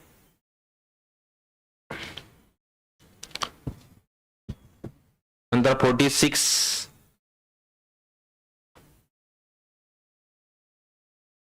रिझर्व्ह बँक ऑफ इंडिया आणि सरकार उच्च शक्ती पैसा निर्माण करते. Yes, RBI and again central government हे हाय पॉवर मनी तयार करते. उच्च शक्ती पैशाची मागणी आणि पुरवठा हा पैशाचा पुरवठाचा सिद्धांताचा पाया आहे. आपण आधीच बघितलं 14 क्वेश्चन मध्ये की मनी मल्टिप्लायर इक्वल्स टू. बरोबर आहे. मग बरोबर, उच्च शक्ती पैशाची संख्या निश्चित केली जाते. असत्य म्हणताय म्हणजे आयोगानं सोपा केला क्वेश्चन आहे ना. इथे जर सत्य विचारलं असतं, वरील सर्व दिलं असतं, पूर्ण जनता टॅप झाली असती. इथं तुम्हाला आवर्जून सांगताय काहीतरी एक चुकलाय, शोधा. काय चुकलाय, काय चुकलेलं आहे, काय चुकलाय बी मध्ये. हा, अजून व्यापारी बँका लक्षात घ्या. उच्च शक्ती पैशाची निर्मिती कोण करताय, रिझर्व्ह बँक. व्यापारी बँकेचा संबंध नाही. त्यामुळे उच्च शक्ती पैशाने मुद्दा होता, कमर्शियल बँकचा मुद्दा नाही आहे. तो मध्यवर्ती बँक पाहिजे होतं तिथं. ठीक आहे, that is reserve bank of India. बाकी बी सेंटेन्स बरोबर आहे, व्यापारी बँक पाहिजे तिथे. बी मध्ये असत्य काय, आन्सर ऑप्शन 2. 47, रिझर्व्ह बँकेच्या संख्यात्मक पद्धतीचा समावेश होतो. संख्यात्मक मधल्या क्वांटिटेटिव्ह बँक रेट आहे, OMO आहे आणि CRR आहे. Answer option 4. इथे आता तुम्हाला आज आहे संख्यात्मक आणि गुणात्मक, है ना. आपलं बऱ्यापैकी पाठ असतं आपलं, पण गुणात्मक मधले 1-2च पाठ असतात. आणि आयोगाने आता रिसेंटली क्वेश्चन तुमच्या कंबाईन मध्येच विचारलाय. म्हणून मग आजचं होमवर्क आहे तुम्हाला की रिझर्व्ह बँकेची जी गुणात्मक साधने आहे 5-6 आहेत, त्यातलं एकच माहित असते आपल्याला, रिडिस्काउंटचा वगैरे, तो वाचा एकदा चार्ट. किती 5-6 जे कार्य आहे गुणात्मक ते वाचा, आणि संख्यात्मक आपल्याला माहित आहे. नेक्स्ट, मौद्रिक धोरणाची उद्दिष्टे कोणती आहे. चांगला क्वेश्चन आहे, येऊ शकतो. काय म्हणते बघा, मौद्रिक धोरणाची उद्दिष्टे कोणती आहे. सगळ्यात पहिले तर पैशाची तटस्थता, किंमत स्थिरीकरण आणि विनिमय स्थिरीकरण. यस, स्टॅबिलायझेशन आणायचं आहे प्राइस ऍज वेल ऍज मार्केटमध्ये. दुसरा, पूर्ण रोजगार आणि आर्थिक वृद्धी हे 100% असणार आहे.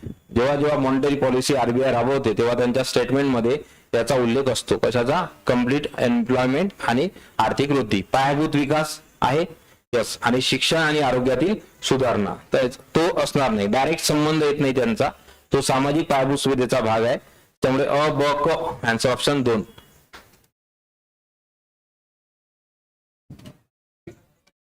पायाभूत विकास आहे, एकदा चेक करतो. नाही थांबा,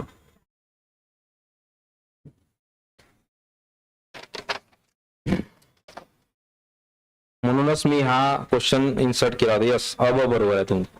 पायाभूत विकास येणार नाही, मौद्रिक धोरणाची उद्दिष्टे, पायाभूत सुविधा येणार नाही. अ आणि ब बरोबर. हा मला हा शेवटी सापडला. तर या चॅप्टर मध्ये खूप सारे क्वेश्चन आहे तुमच्या ठोकड्यामध्ये. हा शेवटी सापडला हा क्वेश्चन, म्हणून मुद्दाम घेतला. आणि हा येऊ शकतो कंबाईनला, हा स्टार करा, महत्वाचा आहे. पैशाची तटस्थता आणि पूर्ण रोजगार, आर्थिक वृद्धी. पायाभूत विकास येणार नाही, सॉरी. ठीक आहे, कारण की हा पायाभूत विकास आला असता तर पायाभूत विकासाचे 2 भाग आहे, आर्थिक पायाभूत सुविधा आणि सामाजिक. सामाजिक मध्ये येतो हा ऑप्शन ड, सामाजिक पायाभूत सुविधा. ठीक आहे, आन्सर ऑप्शन 1 आणि 2. नेक्स्ट, रिझर्व्ह बँकेसंदर्भात खालील प्रवर्गाचा विचार करा. काय म्हणते, प्राधान्य. यस, तुम्हाला रिव्हर्स करून विचारला क्वेश्चन. प्रायोरिटी सेक्टर लेंडिंग आणि आरबीआयच्या अनुषंगाने विचारलाय की कोणते क्षेत्र प्राधान्य कर्ज पुरवठ्यामध्ये येते असं म्हटलेलं आहे. ठीक आहे, ते बघा आता लघु उद्योग असणार आहे, कृषी क्षेत्र आहे का, आहे, शैक्षणिक कर्ज आहे, शैक्षणिक कर्ज प्राधान्यानं आहे, लक्षात घ्या. त्याच्यामुळे 1, 2, 4 answer option 4. And then last question, जेव्हा मध्यवर्ती बँकेकडून रोख राखीव गुणोत्तरात घट केली जाते तेव्हा त्याचा परिणाम काय होतो. म्हणजे रोख राखीव गुणोत्तर CRR कमी होत आहे म्हणजे काय होईल, मार्केटमध्ये पैसा जास्त असेल, व्यापारी बँकेकडे कर्ज देण्यासाठी अधिक पैसा उरतो. मुद्दाम गुगली टाकलेला आहे विचार करण्यासाठी है ना, आणि 2 ऑप्शन सारखे वाटतात बऱ्यापैकी. ओके डन, करा कॅल्क्युलेट.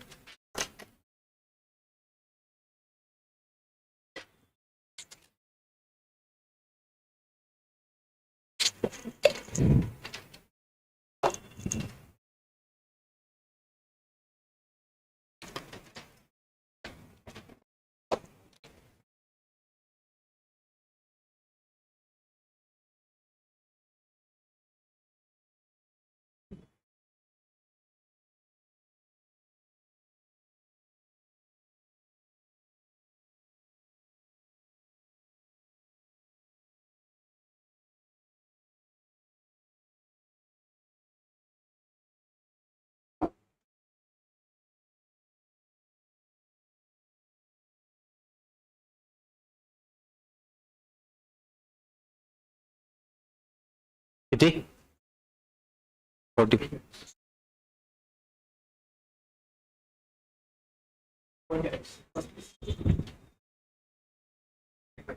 यस 40 मागे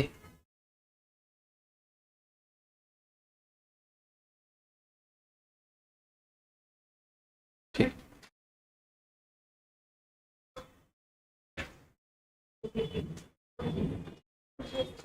मागे कॉल नाही केला.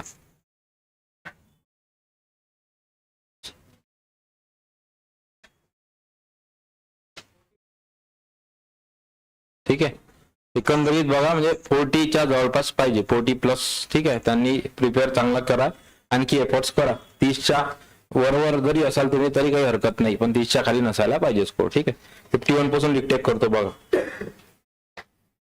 आज मुद्दाम सायन्स आधी घेतलाय आणि सांगितलंय सरप्राइझिंग फॅक्टर काही असू शकते, मिक्स असू शकते, काही असू शकते पॅटर्न. हा जसा फिक्स नाहीये, युजली आपण पहिले मॅथ्स रिजनिंग घेत होतो, आज आपण सायन्स आधी घेतलाय ना. 51 4 अनुक्रमांक म्हटलं मग हायड्रोजनचे जे काही आयसोस्टॉप्स आहेत तिघाचं तेच असणार आहे, सेम 1. ठीक आहे, 51 उत्तर 4 आहे. नाही तर एखाद्यानं मग माहिती आहे प्रोटियम, ड्युटेरियम, ट्रिटियम, तिसरा आहे तर 3 आहे का असं कोणी, आयसोटोप्स 3 आहे आणि 3 नंबरचा आहे हायड्रोजनचा, मग 1-1 न वाढवत न्यायचा नाहीये. ठीक आहे, आयसोटोप्स काय, similar, same atomic number, different atomic mass number. मग याचं उत्तर आहे 51 उत्तर आहे, आन्सर ऑप्शन 4. राज्यसेवा 2020 किंवा 21चा क्वेश्चन आहे. 52 which atom does not contain neutron. Again तोच त्याशीच रिलेटेड टाकला मुद्दा, न्यूट्रॉन नाही आहे, मग त्या अनुषंगानं हायड्रोजन एकमेव आहे ज्याच्यामध्ये न्यूट्रॉन नाही आहे. तिसरा 53 हायड्रोजन अणूची आयनीकरण ऊर्जा, that is ionisation energy of hydrogen atom. ठीक आहे, हा लॉजिक नाही यायला पाहिजे की जास्त व्यवस्थित तुम्हाला कोणतं वाटतंय व्यवस्थित. ठीक आहे, 13.6 इलेक्ट्रॉन व्होल्ट, 13.6 इलेक्ट्रॉन व्होल्ट. पुढचा 54 L. ठीक आहे, याच्यामध्ये जे ऑर्बिट असतात त्यानंतर मग सब ऑर्बिट, नंतर ऑर्बिटल्स है ना. तर त्या ऑर्बिटल्सच्या अनुषंगाने L वर विचारलाय तुम्हाला, त्याच्यामध्ये एकूण इलेक्ट्रॉनची संख्या किती असते तर त्याचा फॉर्म्युला आहे. आणि या अनुषंगाने तुम्ही होमवर्क लिहून घ्या की आपल्याला माहिती आहे KLMN, पण SPDF मध्ये किती असतात ते पाठ ठेवा. SPDF हे काय सब ऑर्बिटल्स आहे, त्यानंतर ऑर्बिटल्स येतात सगळ्यात छोटा. तर KLMN आपला हा मुख्य ऑर्बिट आहे, माहिती आहे ना, 2 8 18 32. तसं SPDF मध्ये किती कंटेन आहे इलेक्ट्रॉनचा टोटल हे तुम्ही फाइंड आउट करा. ठीक आहे, फॉर्म्युला आहेच. 55 मॅग्नेशियम, 54 चं उत्तर 2 आहे, 55 चं उत्तर 3 आहे. Valency of magnesium is 2 and that of chlorine is 1. Then molecular formula काय असेल, तर आन्सर ऑप्शन 3 आहे. नेक्स्ट 56 कोण आहे? 55चं का?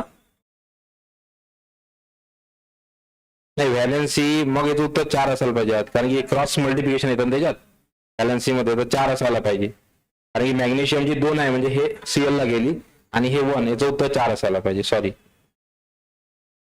हे कशामुळे होतं, मी स्क्रीनशॉट वेगळा पाठवतो, टाईपरायटर डायरेक्ट ऑप्शन चेंज करते आणि मी जो पेपर सेट केलाय माझा त्याच्यावरून मी आन्सर की आधीच काढून ठेवतो, त्याच्यामुळे ते असं होतं. ठीक आहे. 56 electron is discovered by J.J. Thompson.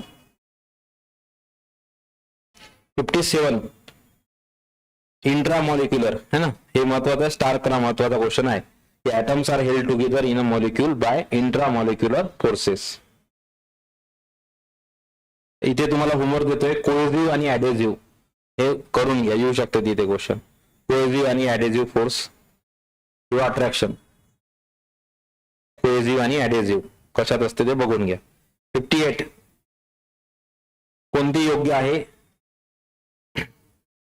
57चं 2 आहे इंट्रामॉलिक्युलर. 58चं उत्तर आहे 4, हे तिन्ही आहे ABC. आयन्स आणि ऍटम मध्ये रिलेटिव्ह साईज मध्ये फरक असते, त्यांच्या कॉन्फिगरेशन मध्ये असते आणि जो चार्ज असते त्याच्यावर असते, कारण की आयन्सचा चार्ज बदलतो. 59 लॉजिक सांगितलं होतं, जर व्हॅल्यूचे ऍडिशन असेल सायन्स मध्ये युजली ते उत्तर असतं, answer option 3. 60 which of the following does not obey octet rule. माहित नाही तर 4 करायला हरकत नाही, सायन्स मध्ये रिस्क घेऊ शकता त्या फॅक्टरवर. 60चं उत्तर 4 आहे, ऑल ऑफ द अबव. 61 दुसरं उत्तर आहे युरेनियम. यस, आपलं कुठे ऍटॉमिक रिएक्टर मध्ये आहे. कोबाल्ट कुठे वापरतो? Cancer, cobalt 60. आयोडीन गॉयटरवर वापरतो 2, 131. आणि कार्बन आपलं जीवाश्माचे वय, कार्बन डेटिंग. 62 काय? East to waste. 62चं उत्तर 1. नंतर 63 नाही, west to east, sorry, west to east. Typewriter घ्या. 63 मला वाटतं हा क्वेश्चन 2016 की 17चा आहे, माझा पहिला 17चा आहे अटेम्प्ट होता माझा पहिला, त्याच्यात मी विचार करू आलो होतो पृथ्वी कुठून फिरते कुठे. ठीक आहे. 63 याचं उत्तर 1. ठीक आहे. सिरियस जिओ स्टेशनरी सॅटेलाइट 35,786 किलोमीटरच्या वरचे. 64 2006 माहिती आहे आपल्याला, प्लुटो है ना. 65 कोणता आहे? बुध. मर्क्युरी आहे, लक्षात घ्या. सर्वात लहान आणि सर्वात जवळचा BSPM. नंतर पुढे आता मॅथ्स आणि रिझनिंगचे. पहिले कॅलेंडर घेतलाय, नंतर मॅथ्स नंतर टाकलेला आहे मुद्दाम आज. 66 गुरुवार. 67 5 किती शनिवार असतील? युजली नेहमी असं लक्षात ठेवा, अशा टाईपच्या क्वेश्चनचं उत्तर 5 असतं. आणि विचारण्याचा अँगल काय बघा ते असतो की जर एखादा वार हा 1 ते 3 तारखेच्या दरम्यान आला, बरोबर, तर तो वार जर 31 तारखेचा महिना असेल तर तो त्या महिन्यात किती वेळा असतो? 5 वेळा. ते कॉमन लॉजिक आहे. 66चं उत्तर 2 आहे गुरुवार. 67चं आहे 2 5. 68 GSC रिव्हिजन करून घेतली. ठीक आहे. 68चं उत्तर 2 आहे जागतिक लोकसंख्या दिन. कोणता आहे? 11 जुलै आहे ना. नागरी संरक्षण दिन कोणता आहे? नागरी संरक्षण दिन कोणता आहे? नाही, नागरी सेवा दिन आहे बाबा तो. ठीक आहे. बघा, मला माहित नाही नक्की, मला 10 डिसेंबर आठवला पण तो नाहीये. महिला मुक्ती दिन. ठीक आहे. आणि शिक्षक दिन 5 सप्टेंबर. धन्यवाद, माहित आहे. 68चं उत्तर 2. 69 घ्या. कोणत्या दिवशी आहे मग आईचा वाढदिवस? 28 ऑगस्ट. माहित असलं पाहिजे प्रत्येकाला. 70 3 शुक्रवार. 71 सोमवार है ना. शिक्षक दिन कोणत्या वारी असेल? काही ट्रिक नाही आहे, शांततेत सोडवा. ठीक आहे. फक्त रिमाइंडर बरोबर काढता आला पाहिजे. ठीक आहे. 30चा मंथ आहे, रिमाइंडर 2 असेल. 31चा असेल, रिमाइंडर 3 असेल. 28चा असेल, लीप इयर बरोबर आहे, तेव्हाच फक्त एक रिमाइंडर येईल फेब्रुवारीत, बाकी सगळ्याकडे 0. ठीक आहे. 72 याचं उत्तर 4 आहे 2015. 73 गुरुवार, गांधी जयंती 2 ऑक्टोबर, शिक्षक दिन 5 सप्टेंबर, तेवढे मायनस करा, प्लस करा. आन्सर ऑप्शन गुरुवार. 74 2010, तर डायरेक्ट वर्ष ऍड करायचं. लीप इयर असेल तर मग आपल्याला माहित आहे रिमाइंडर. ठीक आहे. 74चं उत्तर 2 आहे मंगळवार. आणि 75 लास्ट कॅलेंडर मधला. तेव्हा ट्रिकी क्वेश्चन आहे, चांगला क्वेश्चन आहे, पण मंगळवार आहे. मी तो सॉल्व्ह नाही केला ऍक्च्युली आज. 74चं मेजॉरिटी उत्तर काय आहे तुमचं सांगा. ठीक आहे. मग मंगळवारच आहे, तुम्ही एकदा क्रॉस चेक करून. ठीक आहे. आता तुम्ही बाकी हे नको करू, कारण की सगळंच बाहेर म्हणतो. मी एकदा वाटल्यास क्रॉस चेक करतो. टायपिंग एरर झाला असेल, मी आन्सर की ना तेच काढलं होतं. दुसऱ्यामध्ये तिने जर बुधवार मंगळवार केलं असेल टायपिंग एरर असू शकतो, मी चेक करतो. 75चं 4 शनिवार.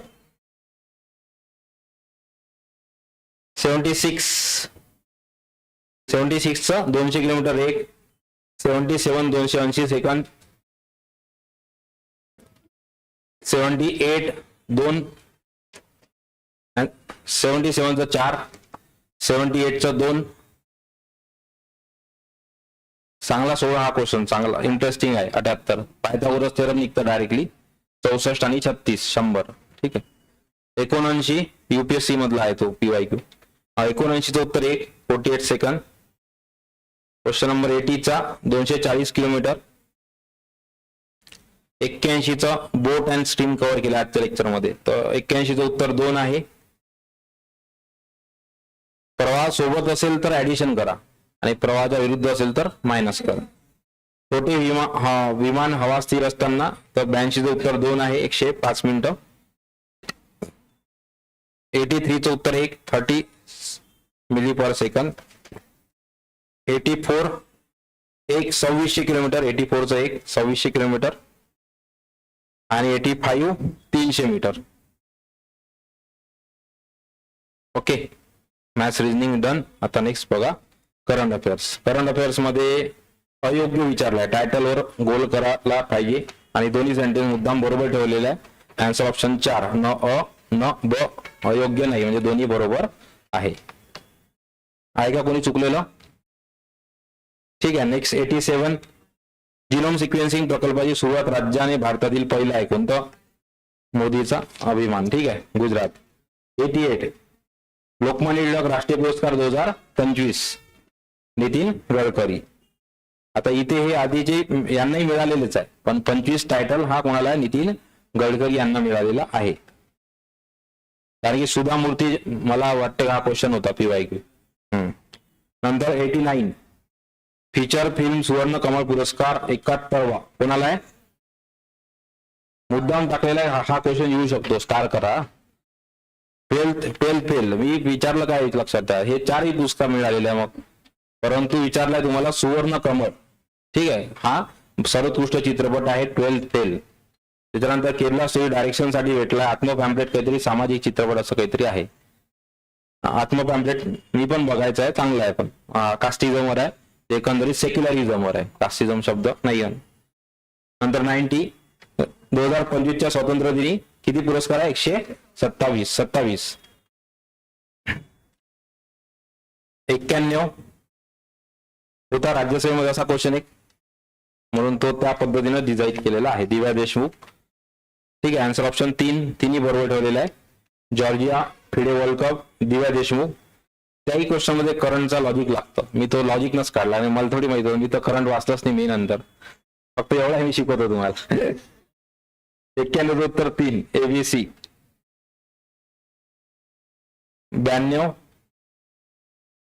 92चा आन्सर ऑप्शन 3 उमा कांजीलाल. 93 अयोग्य कथने होता राज्यसभेमध्ये. ठीक आहे.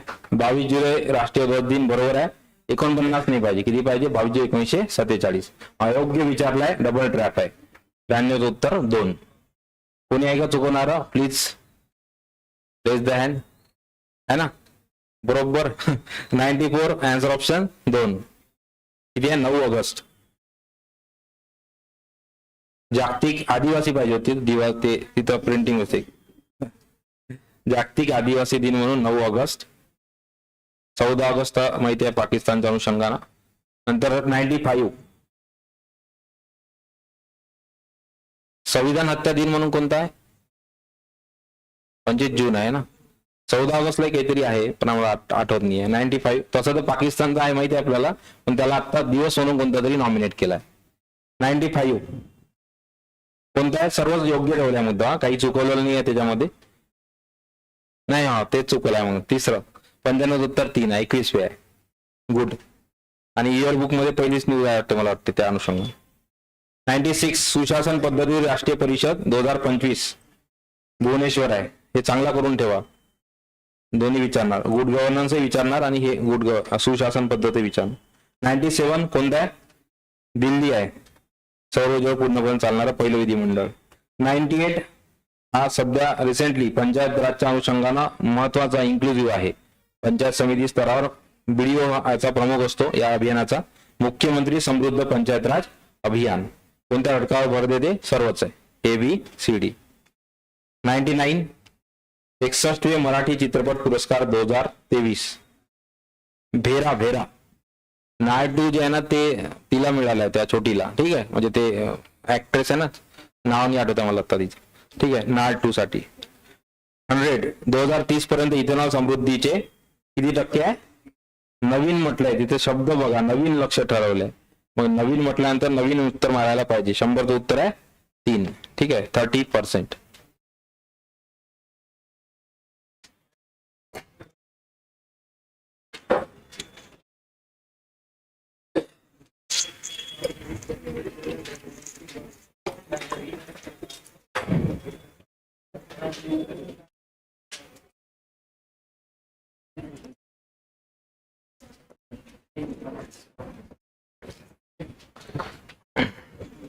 चला आज आपण बोलूया सातत्य.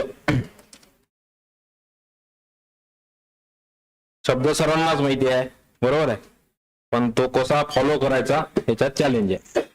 आपण बोलूया प्रॅक्टिकल सोल्युशन. ऍस्पायरंट पेज मध्ये कन्सिस्टन्सी कशी मेंटेन केली पाहिजे. आता इथे लक्षात घ्या, प्रामुख्यानं जे आहे कन्सिस्टन्सीच्या विदाऊट रिझल्ट नाहीये. डायरेक्ट सांगतो, तर तुम्ही किती एफर्ट्स मारत असाल आठवड्यातून 2 दिवस तर काही कामाचे नाही. पण जो व्यक्ती कन्सिस्टंटली परीक्षा सुरू केली तेव्हापासून तर परीक्षेच्या फायनल पीडीएफ मध्ये नाव येईपर्यंत एफर्ट्स थांबवत नाही, त्याचाच रिझल्ट येईल, है ना. त्याच्यामुळे मग तो कासव आणि ससाची गोष्ट बेस्ट त्याच्यासाठी, है ना. की ससाला वाटतं मीच हुशार, बरोबर, तो काही अंतर जाऊन थांबून जातो, माहितीच आहे लहानपणापासून. मुद्दा काय महत्वाचा की कन्सिस्टन्सीच्या अनुषंगाने आपण हे लक्षात ठेवायला पाहिजे की आपण काही मशीन नाही आहे ना. आपल्याला एक मन नावाची गोष्ट आहे, बरोबर. आणि मग ते ज्या वयात तुम्ही आहे ते भटकणारच आहे ना, बरोबर. सो बेसिकली काय होते की त्या अनुषंगाने आपल्याला त्याची फक्त डायरेक्शन चेंज करायची आहे, बरोबर. त्याची इंटेन्सिटी आपण कमी करू शकतो का? नाही करू शकत, पण त्याची डायरेक्शन चेंज करायची आहे. मग त्याच्यासाठी जे आपण चौरी दौरा झाला होता महात्मा गांधीचं, तर त्याच्यानंतर 2 गट पडले होते स्वराज्य पार्टी, जर आठवत असेल तर. विधायक कार्यासाठी एक होता आणि एक म्हणे की बा फेरवादी आणि नाफेरवादी. तसं आहे ऍस्पायरंट फेज मध्ये कन्सिस्टन्सी जी आहे, बरोबर, तुम्हाला ते बॅलन्स करावी लागते. मग बॅलन्स म्हणजे काय? तुम्ही एकदम मशीन सारखं जर ओढताण कराल तर त्याच्यामध्ये काय होते, अभ्यासाची क्वालिटी खराब होते. आणि तुम्ही फक्त काय डेस्कवर कन्सिस्टन्सीच्या नावानं आणि ओढून ताणून कसे बसत आहे बा 7 दिवस, है ना, तसे तुम्ही बसता. पण त्याचं मग फ्रस्ट्रेशन काहीतरी दिवसानंतर निघते आणि मग त्याच्यानंतर जो गॅप पडतो अभ्यासाचा तो एकदम वाईट असते तो, है ना, गॅप. हा झाला एक्स्ट्रीम पॉइंट. दुसरे कार्यकर्ते जे मॅक्सिमम आपण आहे त्याच्यामध्ये, तर काय करायचं, 1-2 दिवस करायचं मस्त, नंतर पुन्हा मग बॅक टू नॉर्मल लाईफ. आणि 1-2 दिवस कोण ठरवते? 1-2 दिवस ठरवते तुमचं मोटिवेशन, बाहेरचं एक्सटर्नल मोटिवेशन, है ना, लक्षात घ्या. तर कन्सिस्टन्सी मला वाटतं ऍस्पायरंट फेज मध्ये सगळ्यात जास्त रिलेटेड कोणत्या शब्दाशी आहे, तर ते आहे इन्स्पिरेशन. आणि इन्स्पिरेशन हे केव्हा मिळतं?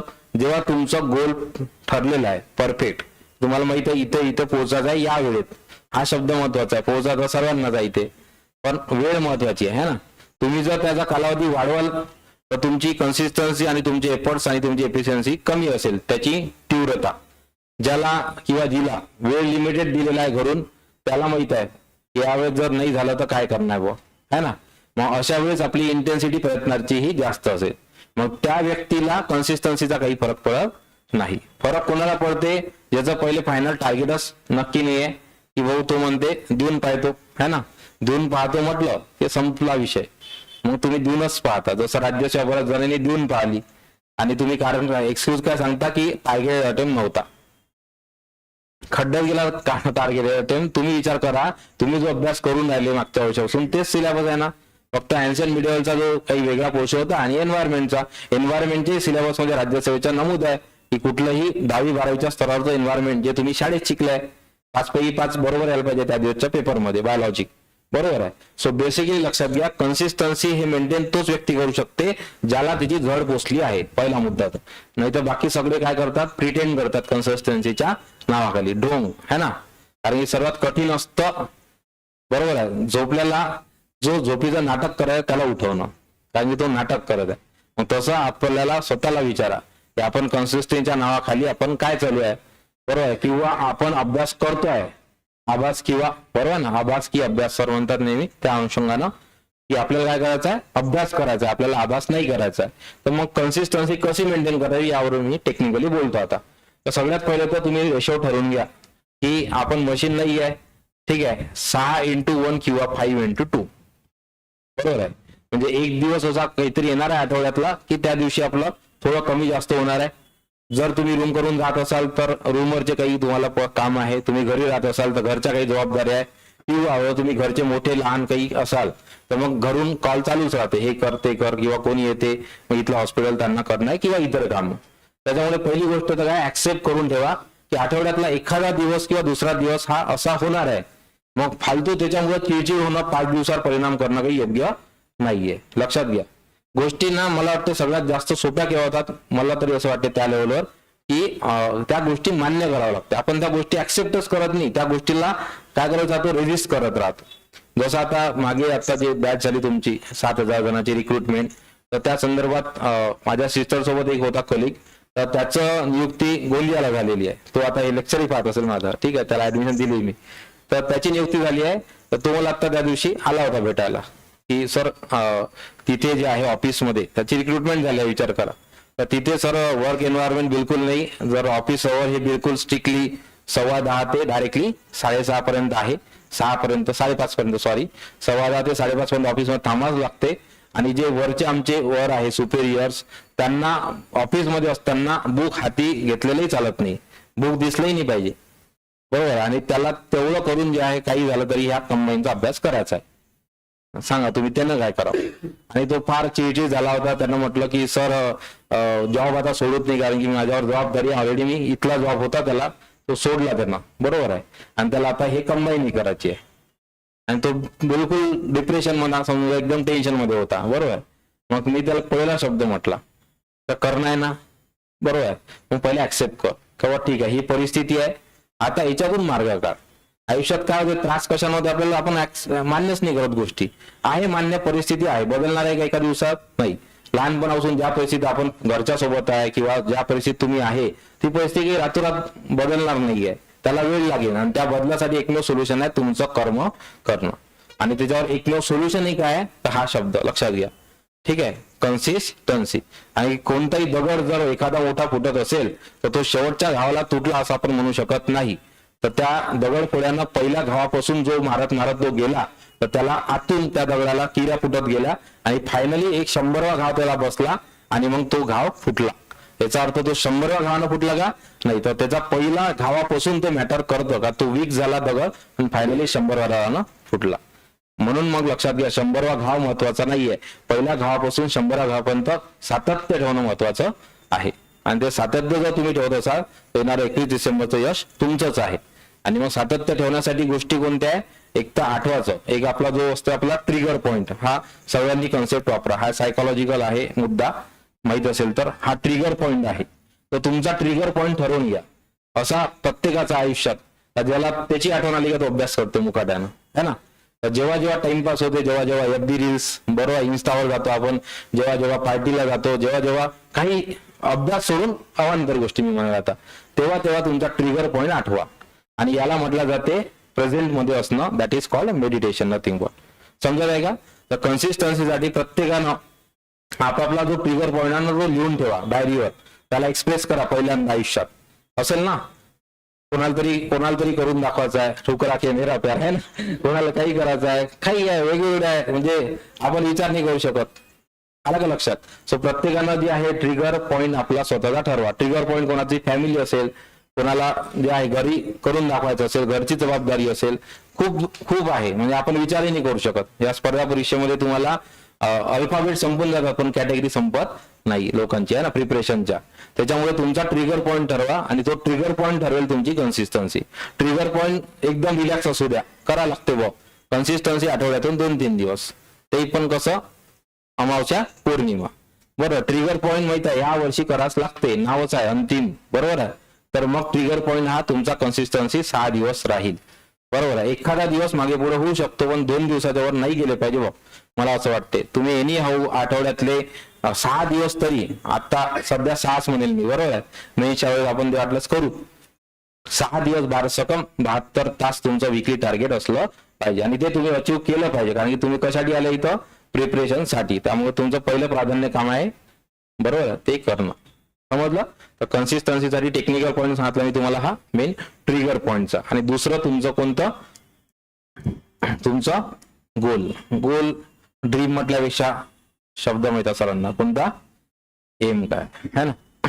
आणि आपला माहिती कोटा फॅक्टरीमध्ये ड्रीम म्हणजे मग आपण त्याला स्वप्न आहे मानून घेतो, है ना, ते कामाचं नाही, आपल्याला एम म्हणावं लागेल आपल्याला, बरोबर आहे. प्रत्येकाचा एम लिहा, आज एक्सप्रेस करा काय एम आहे ते, नका लिहू MPSC कंबाईन. म्हणून मी मागे जे इंटरव्ह्यू घेतले होते मुलांना, टार्गेटेड पोस्ट, तुम्हाला एखादी पहिल्या दिवशी म्हटलं होतं टार्गेटेड पोस्ट काय आहे ते माहित असलं पाहिजे आपल्याला. SRच मग एफर्ट्स SRचेच आहे. टार्गेटेड पोस्ट मग आपल्या इकडे जर क्लरिकल असलं तर मग त्याचेच आहे, सरळ सेवा असलं तर त्याचेच एफर्ट्स आहे, आणि प्रधानमंत्री असलं तर कोणाचे? त्याचे एफर्ट्स प्रधानमंत्रीचे असणार आहे. त्यामुळे तुमचा एम ठरवते तुमचा आजचा दिवस कसा जाणार आहे आणि तुम्ही कसा तो व्हॅल्यू करणार आहे. समजलं? त्याच्यामुळे हा ट्रिगर पॉईंट, तुमचा एम, बरोबर आहे, ह्या गोष्टी आज लिहून काढा सर्वांनी. आलं लक्षात? डायरीत एक्सप्रेस करा, मी केव्हा चेक करेल. ठीक आहे, ओके, थँक्यू व्हेरी मच. उद्या जे आहे करंटचे क्वेश्चन नसणार आहे उद्याच्या टेस्टमध्ये, आणि ऑलरेडी सार्वजनिक वित्त आणि कर रचनावर 65 क्वेश्चन डिझाईन झालेले आहेत. समजलं? त्यामुळे उद्याचं वेटेज आहे 65 इकॉनॉमिक्स, 10 आपलं असेल मॅथ्स आणि रिझनिंग, आणि 15 क्वेश्चन असतील आपले सायन्सचे. उद्या करंट ऑफ दिलेला आहे. परवा असेल ऑक्टोबर, नंतर नोव्हेंबरची परिक्रमा आलेली आहे कालच मार्केटमध्ये, घेऊन घ्या. आणि त्याच्यावर तुमची नरवाच्या दिवशी टेस्ट असेल नोव्हेंबरच्या परिक्रमावर. राज्यसेवेचं एक्सप्लेनेशन उद्या घेणार आहे, आजच घेणार होतो मी, पण मला पर्सनल काही काम असल्यामुळे 3च्या आधी अवेलेबल नव्हतो मी. तर उद्या तुमचा टायमिंग असणार आहे 1:30 ते 3 कंबाईन. आपला पेपर असेल 1:30 ते 3, आणि 3 वाजता असेल राज्यसेवेचं एक्सप्लेनेशन. ते कितीपर्यंत चालते मला माहित नाही, तर गृहीत धरा 1:30 ते 2 तास चालेल, किंवा 1 तासातही संपू शकते. तर येताना सर्वांनी उद्या येताना बरं झालं आठवण देतो तुम्ही, ठीक आहे. सर्वांनी ज्यांनी राज्यसेवा दिली आहे त्यांनी स्वतःचा पेपर ओरिजिनल सोबत आणा. ज्यांनी दिली नाही त्यांनी वेबसाईटवरचा ए सेट नुसार पेपर काढा. तुम्ही म्हणाल किती मग सोडवला असेल तरी पुन्हा सोडवा आज, आणि उद्या मग उंचा स्कोर घेऊन तुम्हाला इथे यायचं आहे. आलं लक्षात? तो किती असेल वाटल्यास मी पब्लिक नाही करणार, बरोबर आहे, पण जो काही असेल तो तुमचा आहे, जबाबदारी तुम्ही घ्यायला पाहिजे. ठीक आहे, माझा स्कोर 130 आहे. उद्या आपण त्याच्यावर बोलूया. ठीक आहे, थँक्यू. पण मी क्वालिफाय नाही आहे, मी सेकंड पेपरला गेलो नव्हतो मुद्दामून, कारण एका विद्यार्थ्याचं नुकसान नाही झालं पाहिजे. त्यामुळे मी CSAT ला नव्हतो गेलेलो, मी राज्याचा याच्यामुळे दिला पहिला पेपर की मला अनालिसिस घेता यावं. ठीक आहे, थँक्यू.